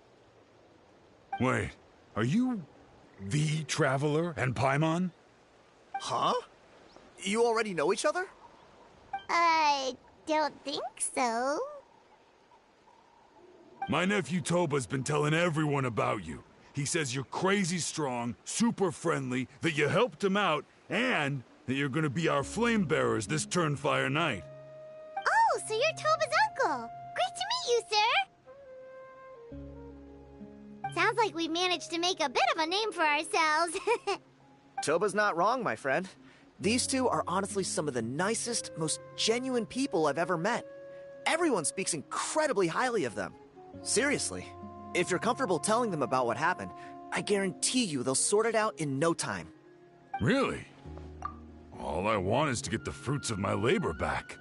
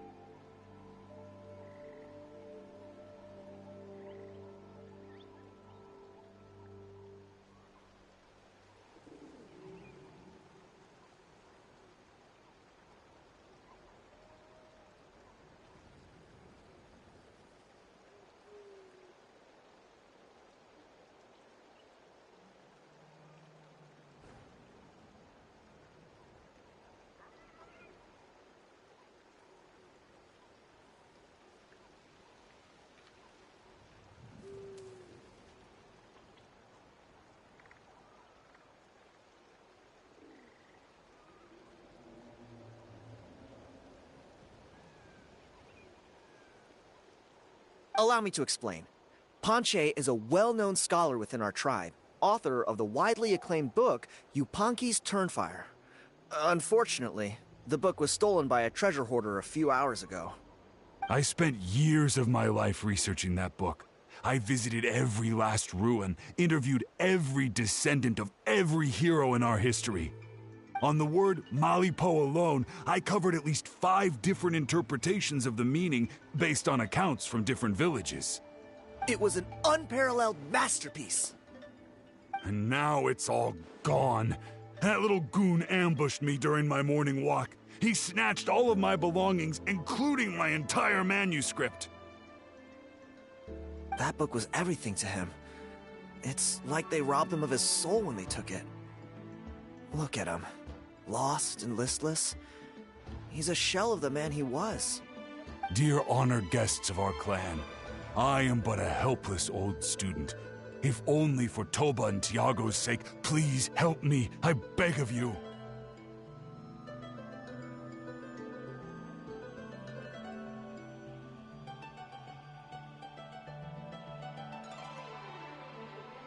See what I mean, Ponche? Now you've run into these two, your luck's about to change, big time. I don't know if he's still there, but come on, I'll take you.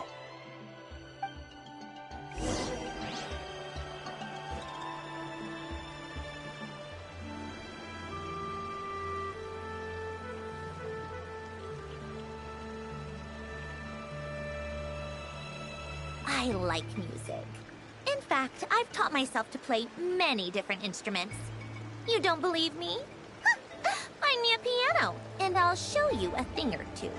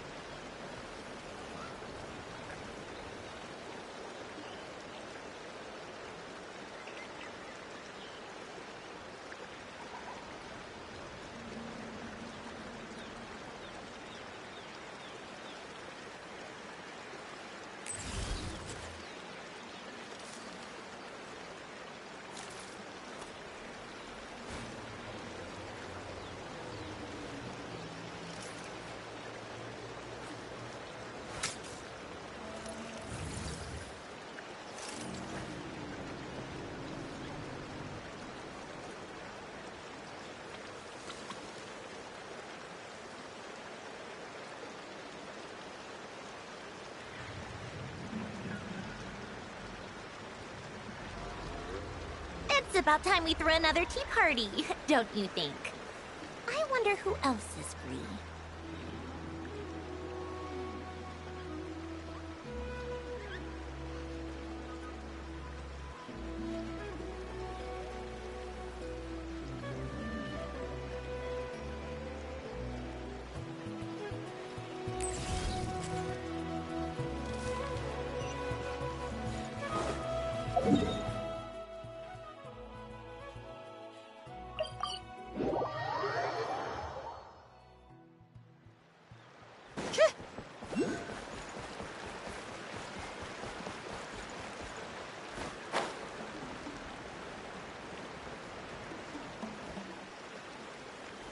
Hey! You thieving rat! Give me my things back! What do you want now, you old bum?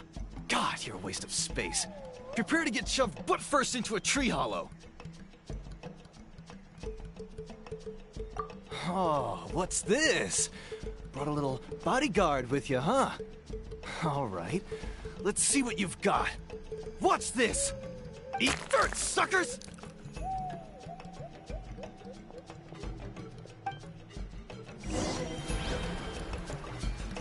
Hey, he's trying to get away! You good? Let's chase him down!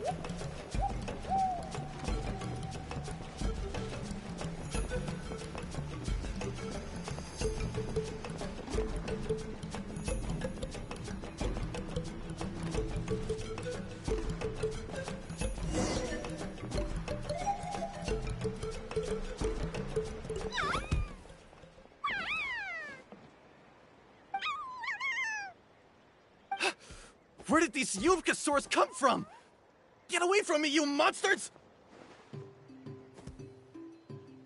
Oh, the baby saurians are blocking his path! Stop, please! By all the warriors, heroes, gods, and kings, I can't run any longer! Please, I don't have your stuff anymore. Have mercy!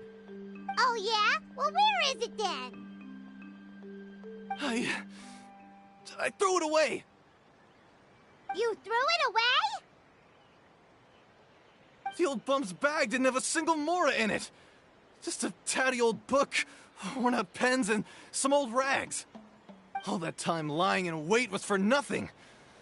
I was so mad, I just threw all of it away. Is that really the truth? Okay then, where did you throw it away? The same place you found me. Look, I swear on the Pyro Archon it's the truth. May all my worldly possessions be turned to ash by Turnfire if I'm lying. Okay, that's a pretty strong oath. What do we do now? It sounds like he's telling the truth. Right.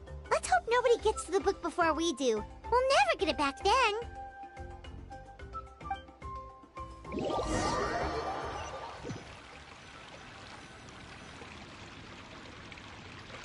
Although the Turnfire is a heroic symbol in Hoytzatlan, it always comes with the more ominous implication of eventual tragedy. This holds true for all bearers of this ancient name in recorded history. Each one of them died of non-natural causes, as if the specter of the Turnfire was always lurking in the background. This appears to suggest the existence of some higher power that is always watching the name-bearer, examining their actions, and eventually demanding payment in return. None can escape this payment, unless, perhaps, they could honestly swear by Turnfire to never make a single mistake in their entire life. Yupanki's Turnfire. What an incredible work on ancient name philology. I can't believe it was just lying there for me to take. Let me see, the author is Panche. Nice. A gentleman and a scholar. Silence, book muncher. The great Kahulahow will suffer your droning voice no longer. Do you truly find no joy at all in perusing such rich historical records? Joy? What joy is there in this pointless drivel? Well, it makes a pretty shocking prediction. Every bearer of the ancient name Malipo eventually meets a grisly end. Maybe that's the price you pay for the name that means price? What? You're saying Kenichi will die a violent death? So I'll finally get to take over his body? When will that glorious day arrive? The great Kahulahow demands to know! Wow, you are just irredeemable, aren't you? An agent of chaos down to the core. You make us Abyss Order folks look like saints in comparison. Silence, maggot! To presume that anyone compares your kind with the great Kahulahow is sheer vanity. And if that day ever comes, oh, your doom will soon follow. You don't need to lecture me about Doomsday. Here's what I know, based on countless historical texts. All civilizations will be reduced to rubble by the passage of time. From ancient kingdoms, to heavenly thrones, to worlds beyond, there are no exceptions. But from the ruins of every civilization, the dust will rise and never settle, thus transcending the confines of time. That dust is what we call a civilization's spirit. And you, great Kahulahow, are one such speck of dust from a bygone age. I've paid dearly for the chance to observe you up close. Now, let me take a good look at you. We'll see whether any memories of that age still remain inside you.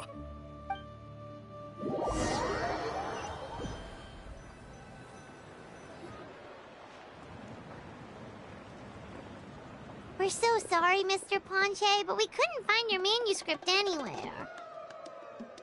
Does that mean all of my hard work was for nothing? You gotta stay positive, Ponche. You might have lost the book, but the brains behind it are still intact. Surely you remember the main points at least? The whole reason I worked so hard to get it finished before the Turnfire Night is because I hoped that maybe it might help us find a way through these trying times. But now...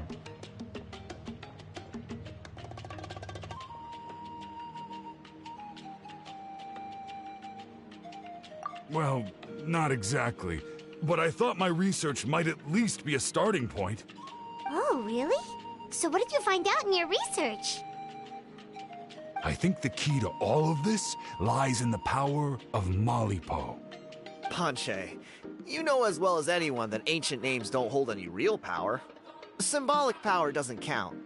You're right, but Malipo may be a special case. Given that it first arose in the era of the first Pyro Archon, it might contain remnants of Xbalanque's power. Yeah, I remember that story. My grandpa told it to me when I was a little kid. Maybe you're the special case. Most kids stop believing in that stuff by your age. I'm not talking about childhood superstitions here. There is evidence. Like what? Like the fact that the Mountain King is still alive. Everyone attributes that to the power of the Abyss. But there's more to it than that. The key factor is that Burkina summoned the power of Malipo at the cost of his own life. If you don't believe me, then answer me this. How many other creatures can you think of who lived longer, not shorter, after being contaminated by the Abyss? Traveler, different situation but similar idea. Doesn't this remind you of the hilly... So, I came to the conclusion that Malipo must refer to some mysterious ritual involving a tit-for-tat exchange. It began with the first Pyro Archon, fell with the Grand Alliance, then was buried in the Night Kingdom. And now, it awaits the call of its new bearer. Hey. Sorry to interrupt, Ponche, but you seem to be getting a little overexcited. I'm sorry. I was originally planning on presenting my findings to Kanich. I'd hoped he would be attending the upcoming ceremony. Sounds to me like you dreamed up one fanciful theory to support another. Kanich, what are you doing here? I more or less finished what I was doing. So, I came to have a quick catch-up. Now a good time? Kanich! I'm onto something. I haven't worked out all the details, but you have to attend the Turnfire Night. So Mr. Ponche here has done a lot of research on the history of the Turnfire, and thinks he might have found a way for you to solve the problem. I'll be there, Ponche. Let's go.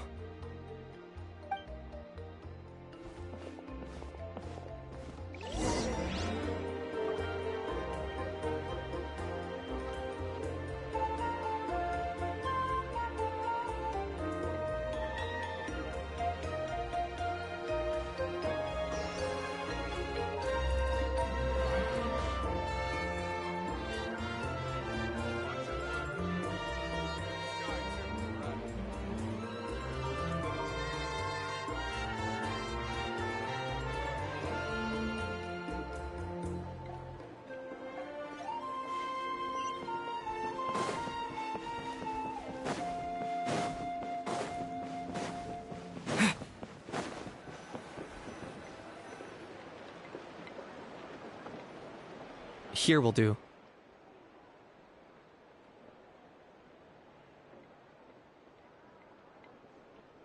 Yeah, I'd like your help giving it a trial run tomorrow. If that works, we have our plan come Turnfire Night. Sounds like you're not considering Ponche's idea. You heard him. He hasn't worked out the details yet. We need a more practical solution with concrete steps to follow. Yet? Are you saying you think he might actually be onto something?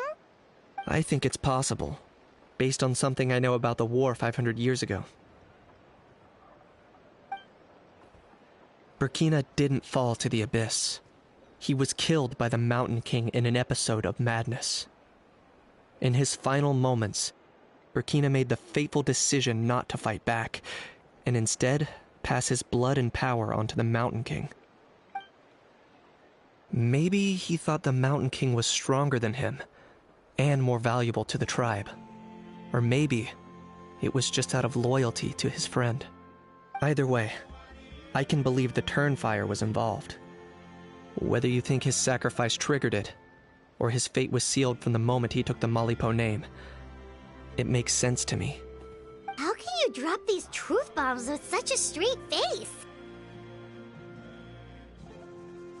This is what I've gleaned from my many interactions with the Mountain King.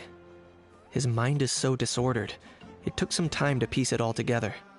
The story Elder Trinidad told you was the more palatable version of events. The truth is even darker. The Mountain King's mind isn't just disordered. He is suffering and feels great shame. I believe he wants to be put out of his misery. What? Then what should we do? Should we grant him his wish? Of course not. We should help him move to a new home.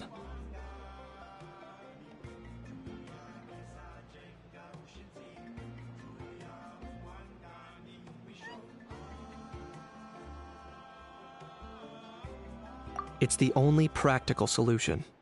The Mountain King is a hero to my tribe, an object of worship even. Ending his life would be like desecrating a statue. Still, he's been the cause of multiple disasters, and we can't afford to have any more. Ugh. Practical solutions hurt Paimon's brain. Can we follow our hearts next time? Then let's break for the day. I've already found a suitable venue for tomorrow.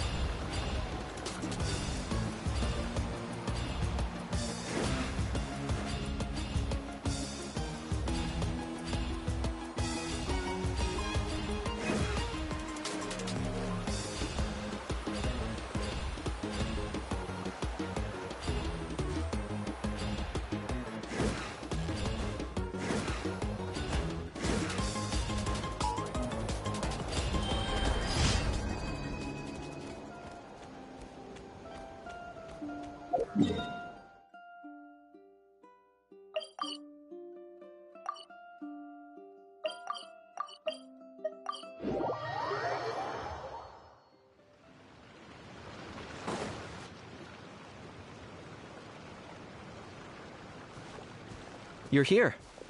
Very punctual. Oh, so the gruesome twosome come crawling back. Here to make amends after the gross irreverence you displayed last time? Very well. The almighty Dragon Lord Kahula shall grant you the audience that you seek. Now pucker up and kiss our feet. Kenichi, didn't you say you found him a teacher? He's just as out of control as ever! Hey! No one gets to discipline the almighty Dragon Lord Kahula. No one!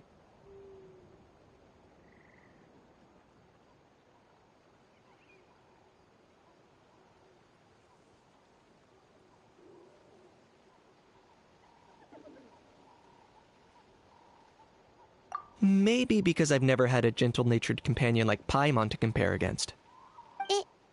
Is that a compliment? Yeah, I see what I'm missing out on now. And it's a lot. Knitch! We could drown this measly flying ant in one droplet of spit! How dare you compare her to the almighty Dragon Lord Kahula How? Oh, just wait till I possess your dead body! I will commit heinous atrocities! Tear down your legacy! Destroy your reputation! Wreak havoc on your...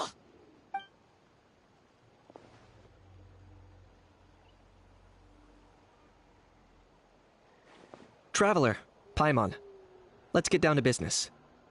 Once we've opened the beastly rift, you're welcome to toss a How in there for a couple days. With pleasure. You don't need to ask twice. Check it out. I got my hands on this device in a trade. It's meant as bait, but it'll also stabilize the abyssal energy. The Rift Hounds will tear through space to get this. Once they're here, we take them out and claim the rift for ourselves. You'll find out soon enough. First, let's try this out.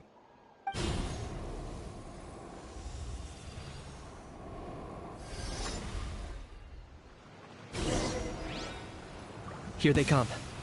They'll tear you to pieces given half the chance, so be careful.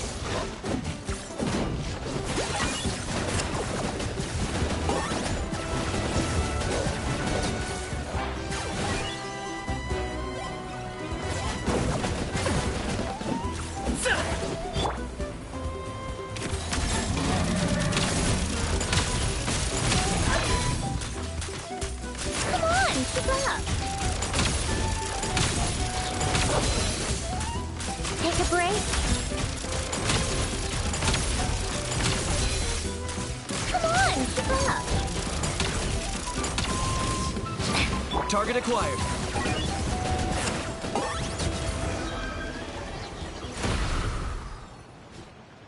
Uh-oh. Are there even bigger ones on the way? You see, Kinich? I'm a man of my word. In fact, I'd say I under-promised and over-delivered. Nifty little gizmo, isn't it?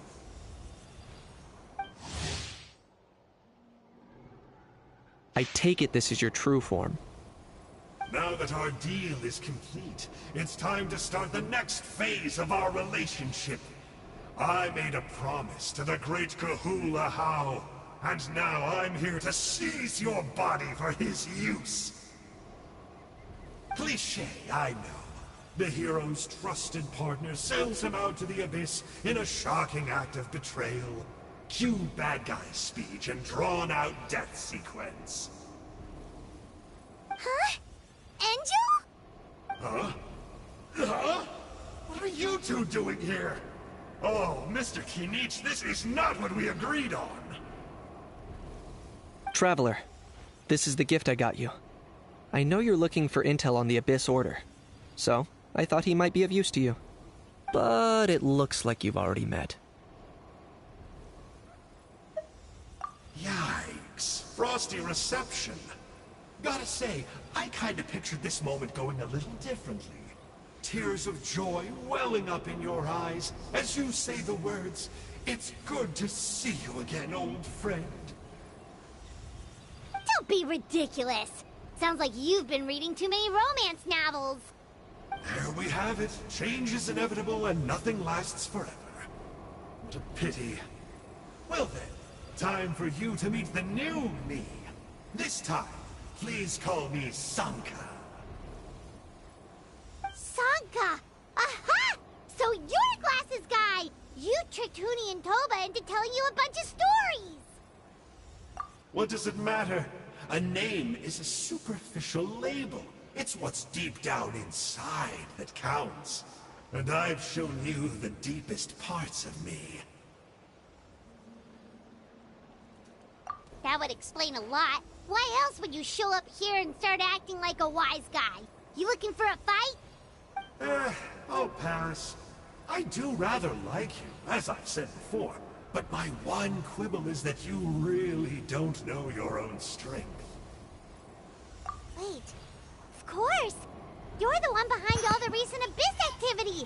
Let Paimon guess, you've been provoking the Mountain King too. Haven't I told you before? I'm not part of the inner circle who do our Highness's bidding.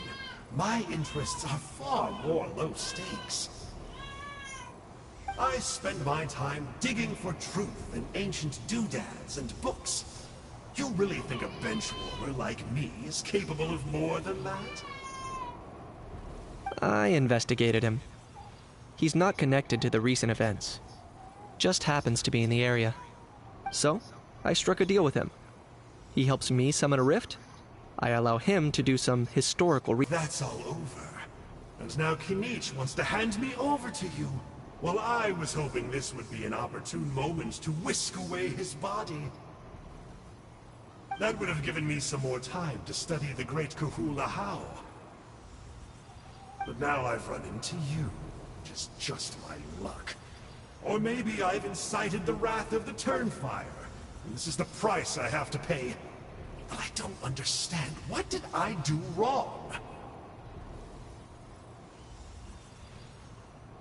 Wait, does that count? Let me think. How? You are the worst of the worst! Colluding with the Abyss Order against Kinich? How could you betray your partner? There is no betrayal. The almighty Dragon Lord Kahula How is a partner to no one. Don't worry. I told him to act as bait. Yes, and you should have picked a bigger fish. The Abyss Order? Ha! What a joke. Not even a match for our lowly servant. I put up with this toad's croaking for days, and it was all for nothing. It looks like your disciplinary measures have been less than effective, Mr. Enjo. What did you expect? Behavioral rehab isn't really our thing. Otherwise, we might as well change our name from the Abyss Order to the Abyss Boarding School. The abysmal disorder would suit you better. Kanish! Dispose of him! He is of no further use to us! Traveler?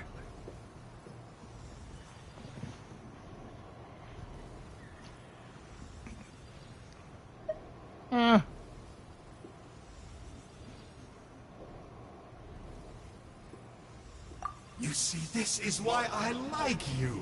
Still, you shouldn't underestimate me just because I'm a lowly clerk. I could never beat you in a straight-up fight, but when it comes to running away, I won't lose to anyone. Do me a favor and remember how fast I disappear. Maybe then you'll show me a little respect next time. Darn! He got away again! Couldn't you have stopped him? It's alright. He's not worth our time and energy. Besides, it seems like he's in debt to a lot of people. I'm sure they'll keep him busy. If you say so. Still, Paimon's kinda surprised that you actually struck a deal with someone from the Abyss Order. To borrow that guy's words, names are superficial labels. Whether you call it the Abyss Order or anything else, it's a broad generalization at best. Think of it like apples that have fallen from a tree.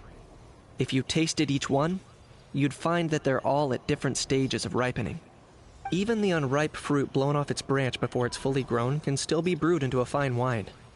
Everything has its use. Huh. Well, in that specific sense, maybe Enjo's not such a bad apple. Not rotten to the core, at least. Of course! Only the almighty Dragon Lord, Kahula How, is rotten to the core and evil beyond redemption. Ugh. So what exactly are you anyway? You're definitely the evilest little thing Paimon's ever met. Don't worry. He can't hurt a fly.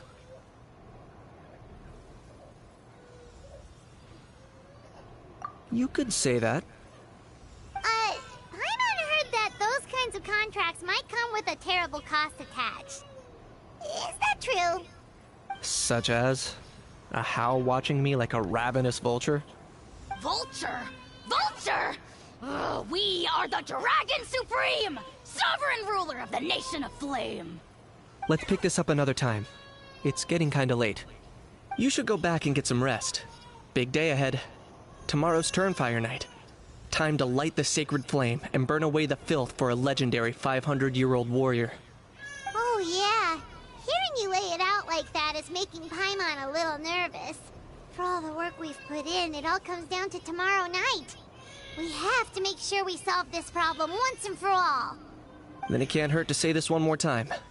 Good luck to us both. See you tomorrow.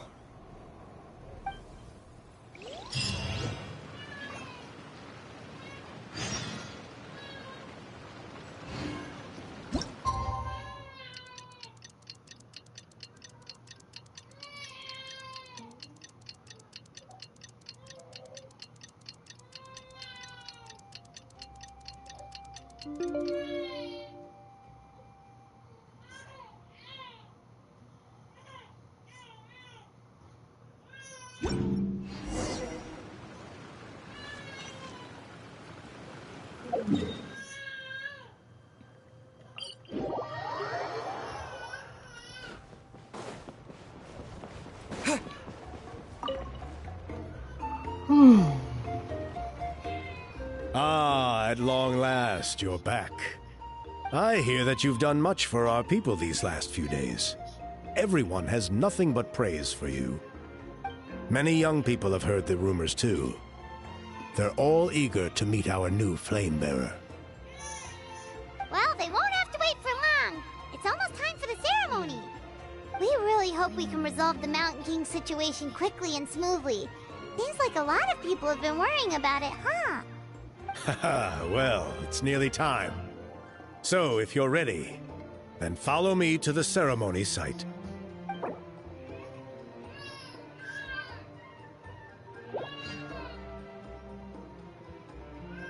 Off we go!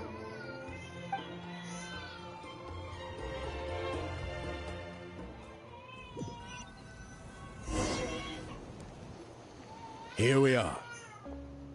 Our honored guests have arrived. I have heard much about your fine work over the past few days. I hope you'll allow us to thank you properly after tonight's ceremony. Don't worry about it. Getting this huge venue ready must have been a huge task. No need to make extra work for yourselves on our account. If it means getting the Mountain King issue resolved, no cost is too great to bear. A resolution will come in due course, but every great fire starts as a tiny spark. We must take it one step at a time. No one would disagree with you if that were possible, Chief. But it's been far too long since we've seen a real step forward. Look around you. Can't you see how our numbers have dwindled since the last Turnfire night?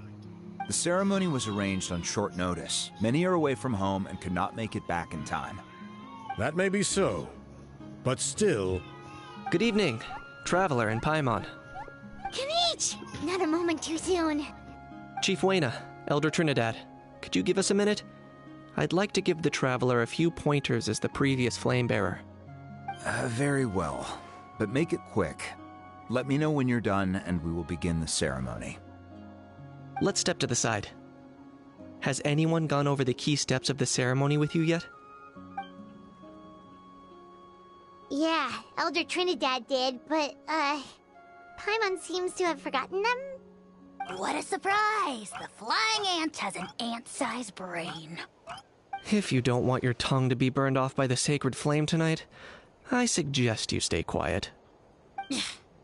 See those sacred flame pillars? Once you've lit the fire, go light each one up in turn. Once that's done, head down into the cave where the Mountain King slumbers. Light the braziers along the way, then bring the flame to the final altar. Then, the ceremony is complete. That sounds simple enough.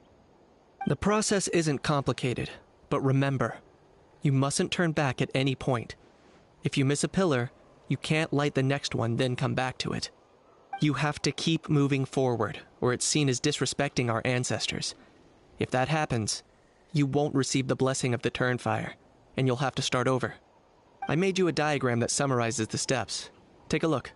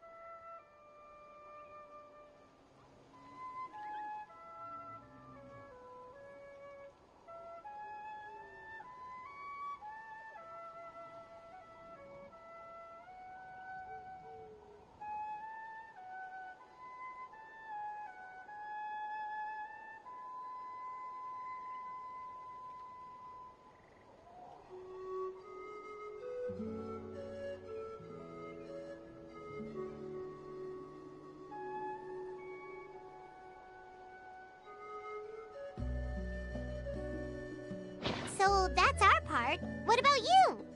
I'll be with you the whole way, and once you've lit the altar, I'll start summoning the rift. You can leave that side of things to me. Just focus on your part. Okay, we'll try to remember all that and get it right the first time.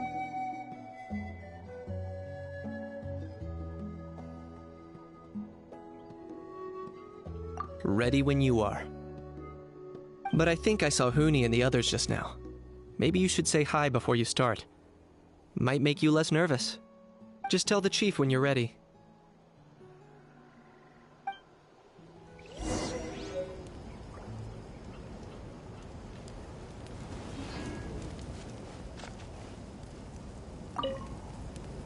Mr. Traveler, you look so cool today!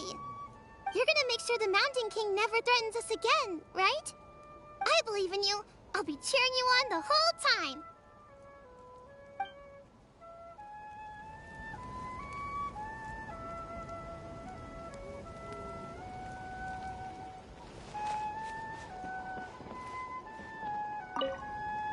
Mr. Traveler, you're finally here! I even dragged my uncle out to watch the ceremony.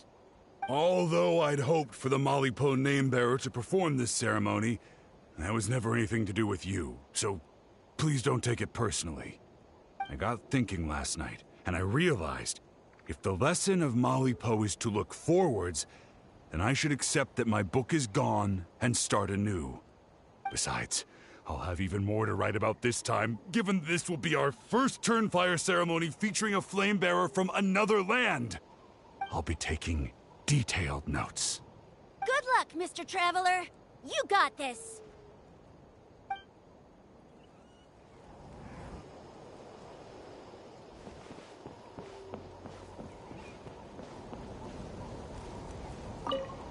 Hey! Bet you're surprised to see me. Didn't think I'd be coming, did you? I was all packed up and ready to go, but then I thought, I wonder if the ceremony will go any differently with the new flame bearer. So yeah, here I am again. I still owe you for that picture you took, so once you start, I'll be dancing to cheer you on. Don't be nervous, you'll do great.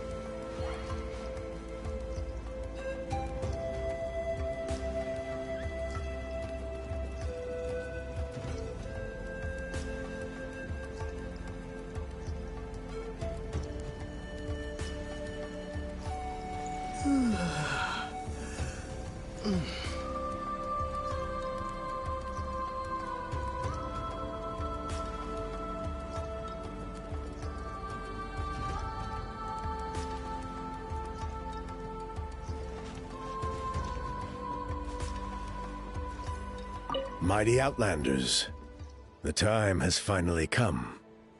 You know what must be done. Please remember, you must cleanse as much abyssal energy as you can. This is the only way to prolong the Mountain King's slumber. I am sure you have what it takes. I mean, can I just purify it? I mean, we probably can't, like, purify it. How are you doing? Is all in order? I'm counting on you. Don't forget what we talked about. By past fuel and present flame, life marches ever on. My brothers and sisters, the time has come to light the fire once again, and let the Turnfire night shine bright in Hoytzitlan.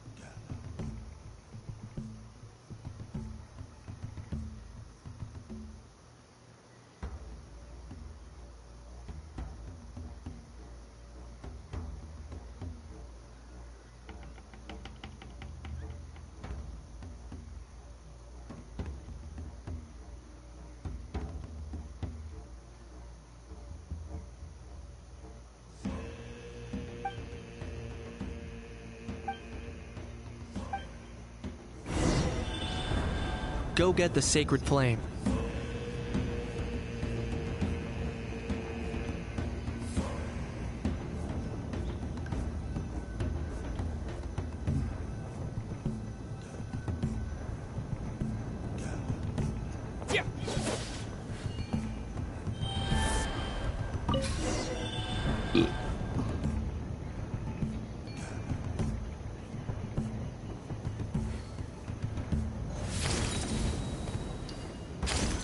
Nicely done.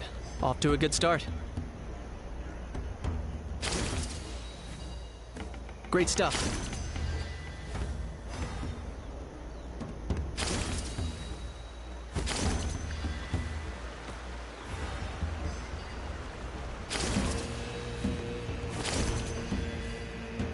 You're over halfway. Keep it up.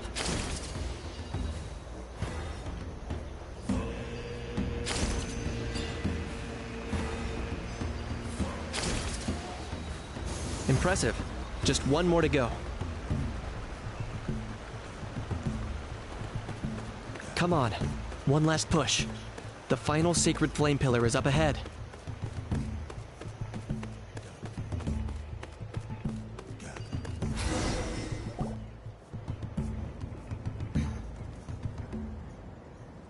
That wasn't supposed to be hard.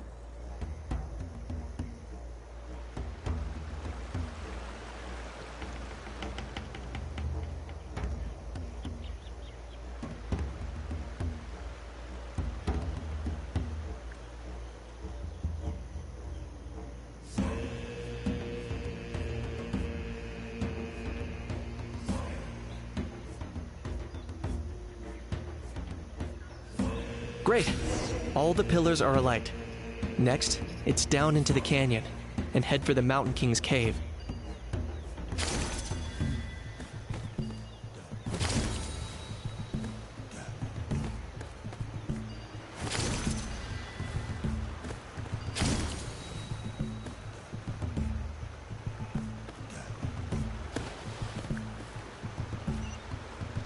Almost there. The cave is just up ahead.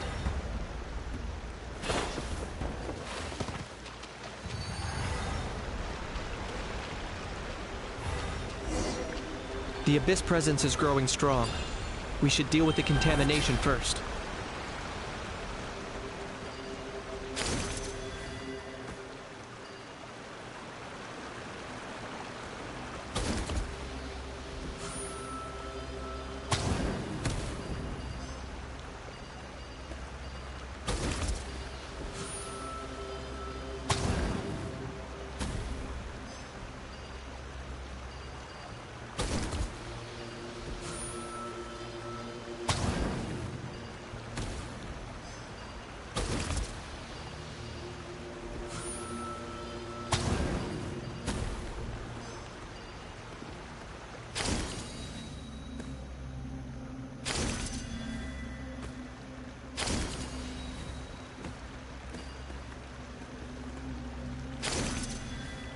Oh, it's this thing.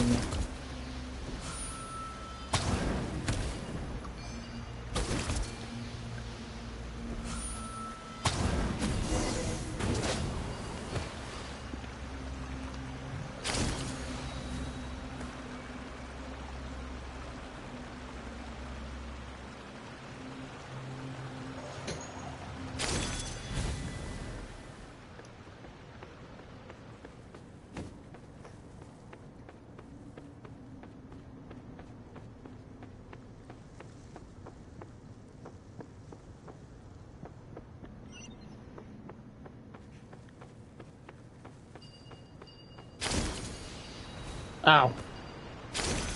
There's the altar of the sacred flame. Remember, light up the torches around it first.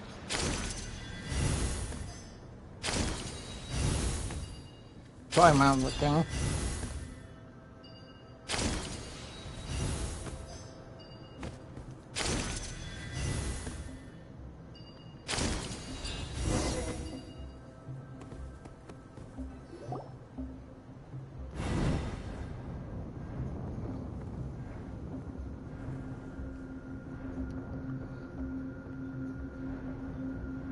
Woohoo! We've lit up the final altar!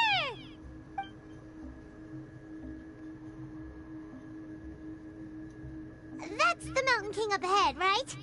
That's him. Kangamato, king of the Yumkasaurs from 500 years ago. He's very powerful. Paimon can tell. He is huge. Let's tread carefully. We don't want to wake him up.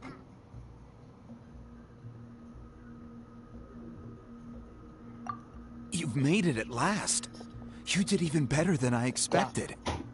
Traveler, now comes the final and most important step of the ceremony. Please use the power of the sacred flame to cleanse the Mountain King of abyssal filth. There's no need this time. Hmm? Such strong abyssal power. What is that thing? Kinich, what is the meaning of this?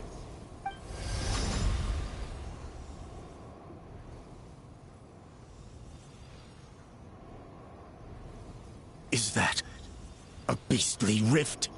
Chief Wayna, Elder Trinidad, this is about to get a little dangerous. You should step back. What do you think you're doing? Solving the Mountain King issue. You mean by having him torn to pieces by rift hounds? No! No, stop! We can't let that happen! Foolish Locust! Ugh, can't you see? We're trying to shove your Locust King into the beastly rift! But... I'm sorry, Chief Wayna and Elder Trinidad. This is the only way. Can you promise me that no harm will come to the Mountain King? I can't guarantee it, but I'm fairly confident. Traveler, this is not what we agreed on. You must cleanse the Mountain King of every last trace of abyssal contamination. Okay, I see what this is. You've been in cahoots this whole time.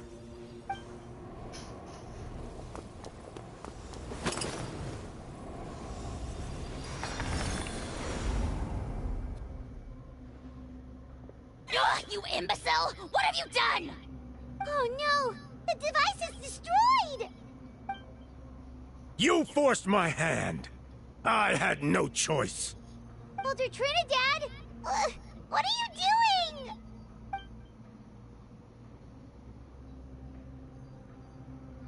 No, the Mountain King is waking up! He will cause even more casualties! Everyone out, now!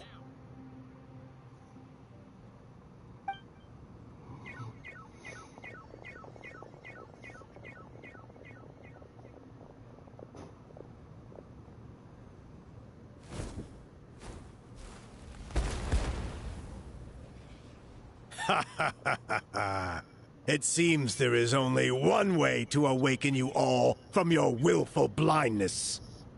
More sacrifices must be made.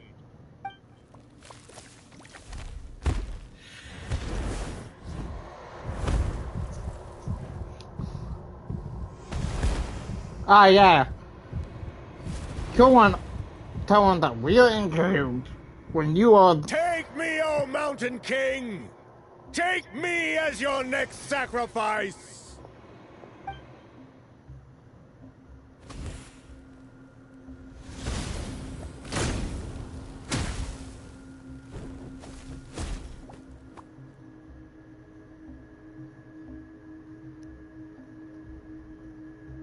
Everyone's still outside.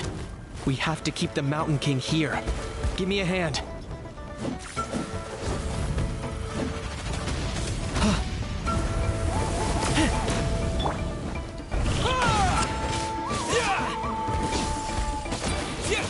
Watch out for the fruits he's spitting out. I can use those against him.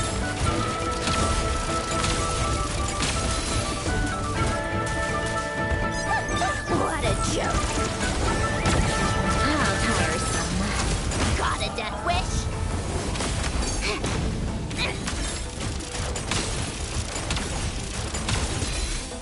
Come on, keep up. Take a break. Come on, keep up.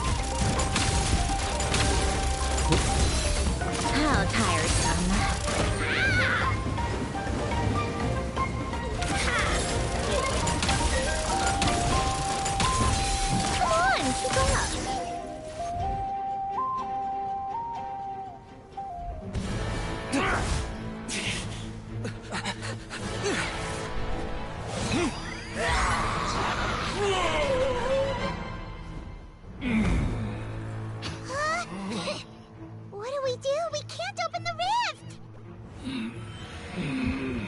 Kill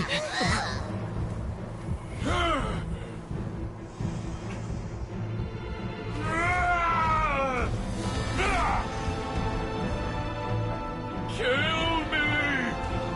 Put an end to Hoyt's shame!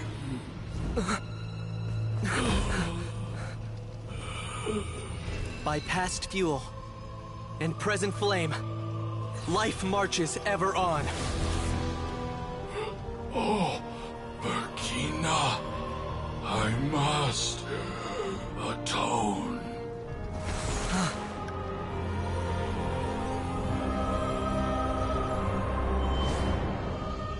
Patience. We will answer to the fire for all our deeds. Even if one day I fall behind, never look back. Keep moving forward, as we are now.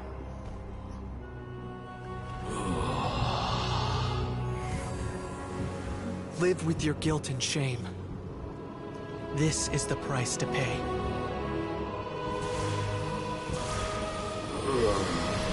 Heir to the Turnfire, please use my ruined vessel to train the heroes of the future.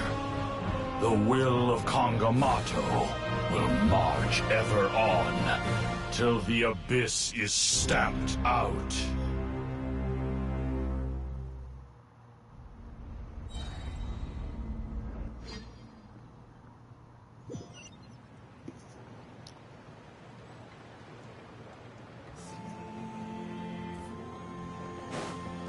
Whew!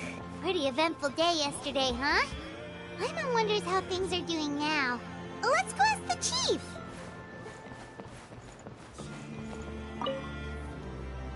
Traveler, you've come at just the right time. I have some good news for you. Trinidad's condition is stabilized. He suffered burns on much of his body, but we believe he'll survive. Guess that's the best news we could hope for. Paimon has to ask, is everyone in your tribe such a risk-taker? First Kinich, then Elder Trinidad? Is this the Scions of the Canopy's adventurous spirit in action? We're simply not afraid to charge ahead into the unknown. He's fine. Don't worry. He's gone to check on the Mountain King. Something most mysterious has happened. After the incident yesterday, a transparent shell is formed around the Mountain King's body. We don't understand the mechanism behind it, but the shell appears to insulate him against the influence of abyssal power. It is somewhat akin to a scab, in that it stops the abyssal energy within him from bleeding out, while also preventing further abyssal energy from seeping in and infecting him. We've never seen anything like it. The tribe's most senior elders believe it was caused when he was burned by the sacred flame, similar to the way burned wood becomes charcoal. I think their theory makes sense. After all, we've never thrown the Mountain King directly into the sacred flame before. Wow. So it's made a barrier against abyssal energy? That's a good thing, right? It's practically a miracle from what we've seen of it so far. It means that the Mountain King's level of abyssal energy is now stable. No longer will we need to perform an annual cleansing ceremony. Wow, that's amazing!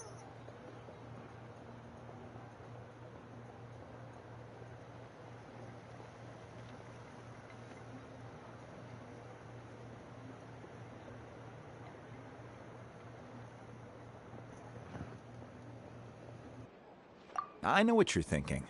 The young people in the tribe are already speculating that yesterday's ceremony was a Turnfire night like none other in our history. Because you and Kinich, you summoned the very flame that appears in our ancient legends. A great transparent ball of fire. And that fire is what saved the Mountain King. Whoa! So that was the real Turnfire? I may be the chief of this tribe, but I've only ever known the Turnfire as a concept in our legends. I cannot answer that question. If anyone can answer it, I suspect it would be the bearer of the Malipo name. He is in the Mountain King's cave as we speak. Ah, so Kinich then. Why don't we go see how he's doing?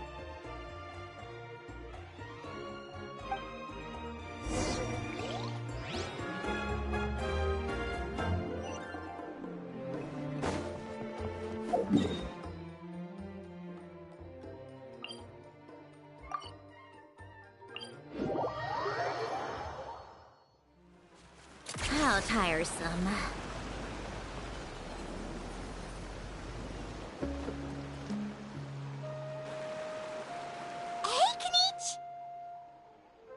Hey yourselves. You two doing okay after yesterday? We were gonna ask you the same question. You scared Paimon half to death when you rushed into the fire. Sorry. I couldn't just stand and watch the Mountain King get burned alive.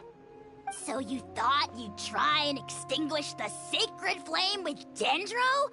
Or is that an attempt to make the almighty Dragon Lord Kahulahau die of laughter? The sacred flame only possesses a fraction of the Pyro Archon's power. It's not as if I was fighting the Pyro Archon herself. Kenichi, when you went into the flames, were you intending to, Intending to what? do the same thing as Burkina? Sacrifice myself? Of course not. My focus was on keeping the Mountain King alive, not on what it would cost. But now I'm curious. What made you think I was going to sacrifice myself? Well, because everyone's saying the Turnfire is what saved the king last night. And Ponche's theory was that summoning the Turnfire is a tit-for-tat exchange, right? So, Paimon thought you decided to pay for it with your life. So you've heard that rumor too. I'm afraid I can't say for sure. What happened yesterday was a first for me too. Well, even if you don't know, there's probably no one in the world who does. What I would say is, if that really was the power of the Turnfire, I'd sooner believe that the Mountain King summoned it himself. The Mountain King? Then, what price did he pay? The core meaning of price is not atonement or compensation, but what you're willing to give up in order to obtain what you want. It's easy to die for your sins.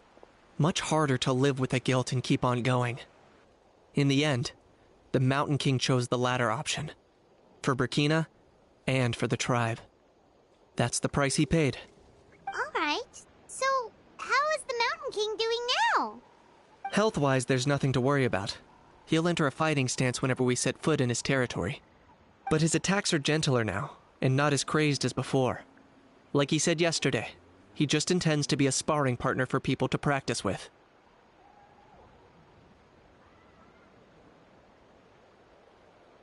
Yeah, I tried communicating with him again, but he didn't respond.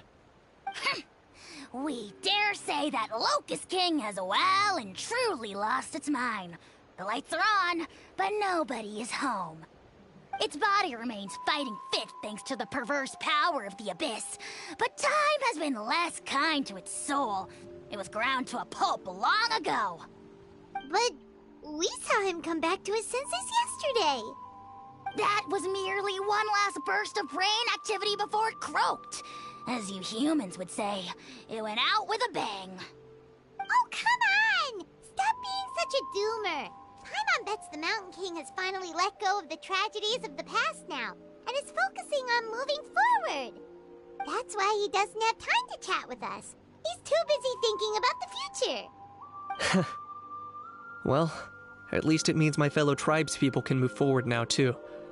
Thank you for your help, Traveler. I owe you one.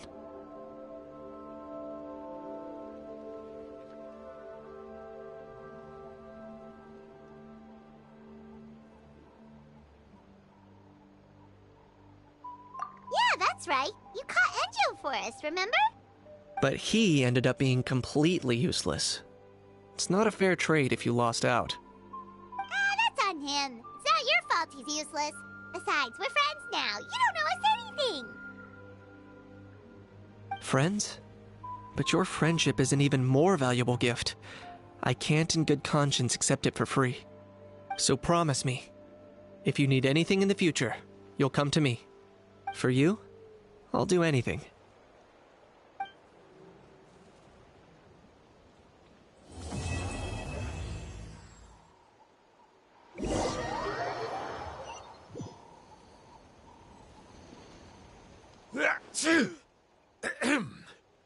So, In the end, only poor little Huni got the sad ending. Yeah, everyone's happy except me. First Nana, then my dad. Why does everyone in my family have to suffer? Huni, it'll be okay. Your dad will get better soon. Toba, you're my friend, so I shouldn't say this to your face. But it was all the Mountain King's fault. Huh? Now hold your horses, kiddo. If you promise not to fight, Uncle Sanka will tell you a story. Okay, before you roll your eyes out of your skull, I promise you can trust me. I almost got my eyebrows burned off by the turnfire after last time. That's why I came back, to make it up to you. All right, I'll just get to the point. Do you know what Uncle Sanka loves the most about your people? What? Your extreme sports. Huh? On my first day here, I got hit by someone falling out of the sky. I believe you call it bungee jumping? It's a dangerous sport, to be sure, but the courage it took to make the jump impressed the heck out of me. So, I introduced myself to the jumper, we made friends, and I even helped treat her wounds. Oh, such a nice friend. Of course. Anyway, the good times didn't last, because I got captured by a powerful foe, so we had to part ways for a while. In the hands of the enemy, I was scorned, scolded, and nearly given away as a gift. Oh, it was so humiliating. A horrible experience to look back on. Why does Uncle Sanka always have to suffer, I thought. So I feel your pain, Huni. I was in the same position. But in the end, I made it through, and I left all of those painful memories in the past. I even managed to reunite with my friend. Is that it? The moral of the story is to look forward in life, right? Yeah, we've heard that one millions of times. Sorry, Uncle Sanka, but you're not cut out to be a teacher. Very smart, Huni, but not quite smart enough. What I'm trying to tell you is that after I reunited with my friend, I found her injuries were all healed, but she really missed her family. So, I thought you might like to see her too. She's right behind you. Turn around and see. Another trick about not turning back? I'm not falling for that one again. Huh?